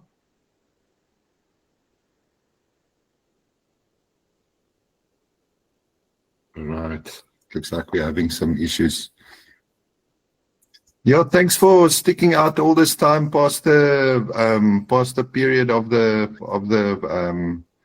2:30 schedule. I do appreciate everyone that's taken the time and the input to participate in this discussion today. At the moment, it's still there's a lot of solutions and there's a lot of community innovations happening. I don't think we should get discouraged that if it's still a little bit confusing at the moment and it's overwhelming. We definitely headed in the right direction. We must just keep the momentum going. Early in next year, we'll fire up these discussions again. Pinky Kakane gave us a word. She said, whoever we want on the next meetings, ministers, policymakers, we can get them all involved so that we can get our voices heard and make sure the regulations that are coming up, represent the needs of our people. Thank you for all the contributions today. I will be making the recording available on the SACCA website, which I'll just drop in the message box again. And then I'll also just drop my email address. I see somebody asked if you do want to get in touch. Thank you very much, everyone. And I'm wishing you a blessed day and a blessed week.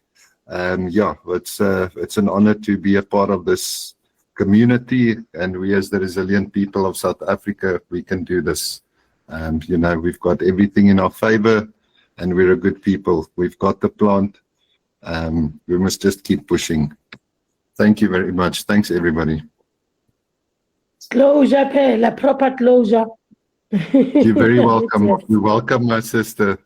Zaino is still available. You can close for us, Ashe. Okay.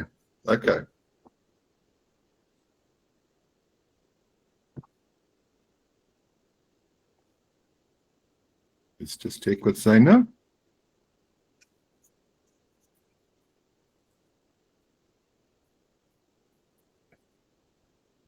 Okay, if he's not available, God the Mother, God the Father, God the Child, God the Holy Spirit, may the land be green and prosper. We give praise to life and light. Blessed Rastafari Ashe.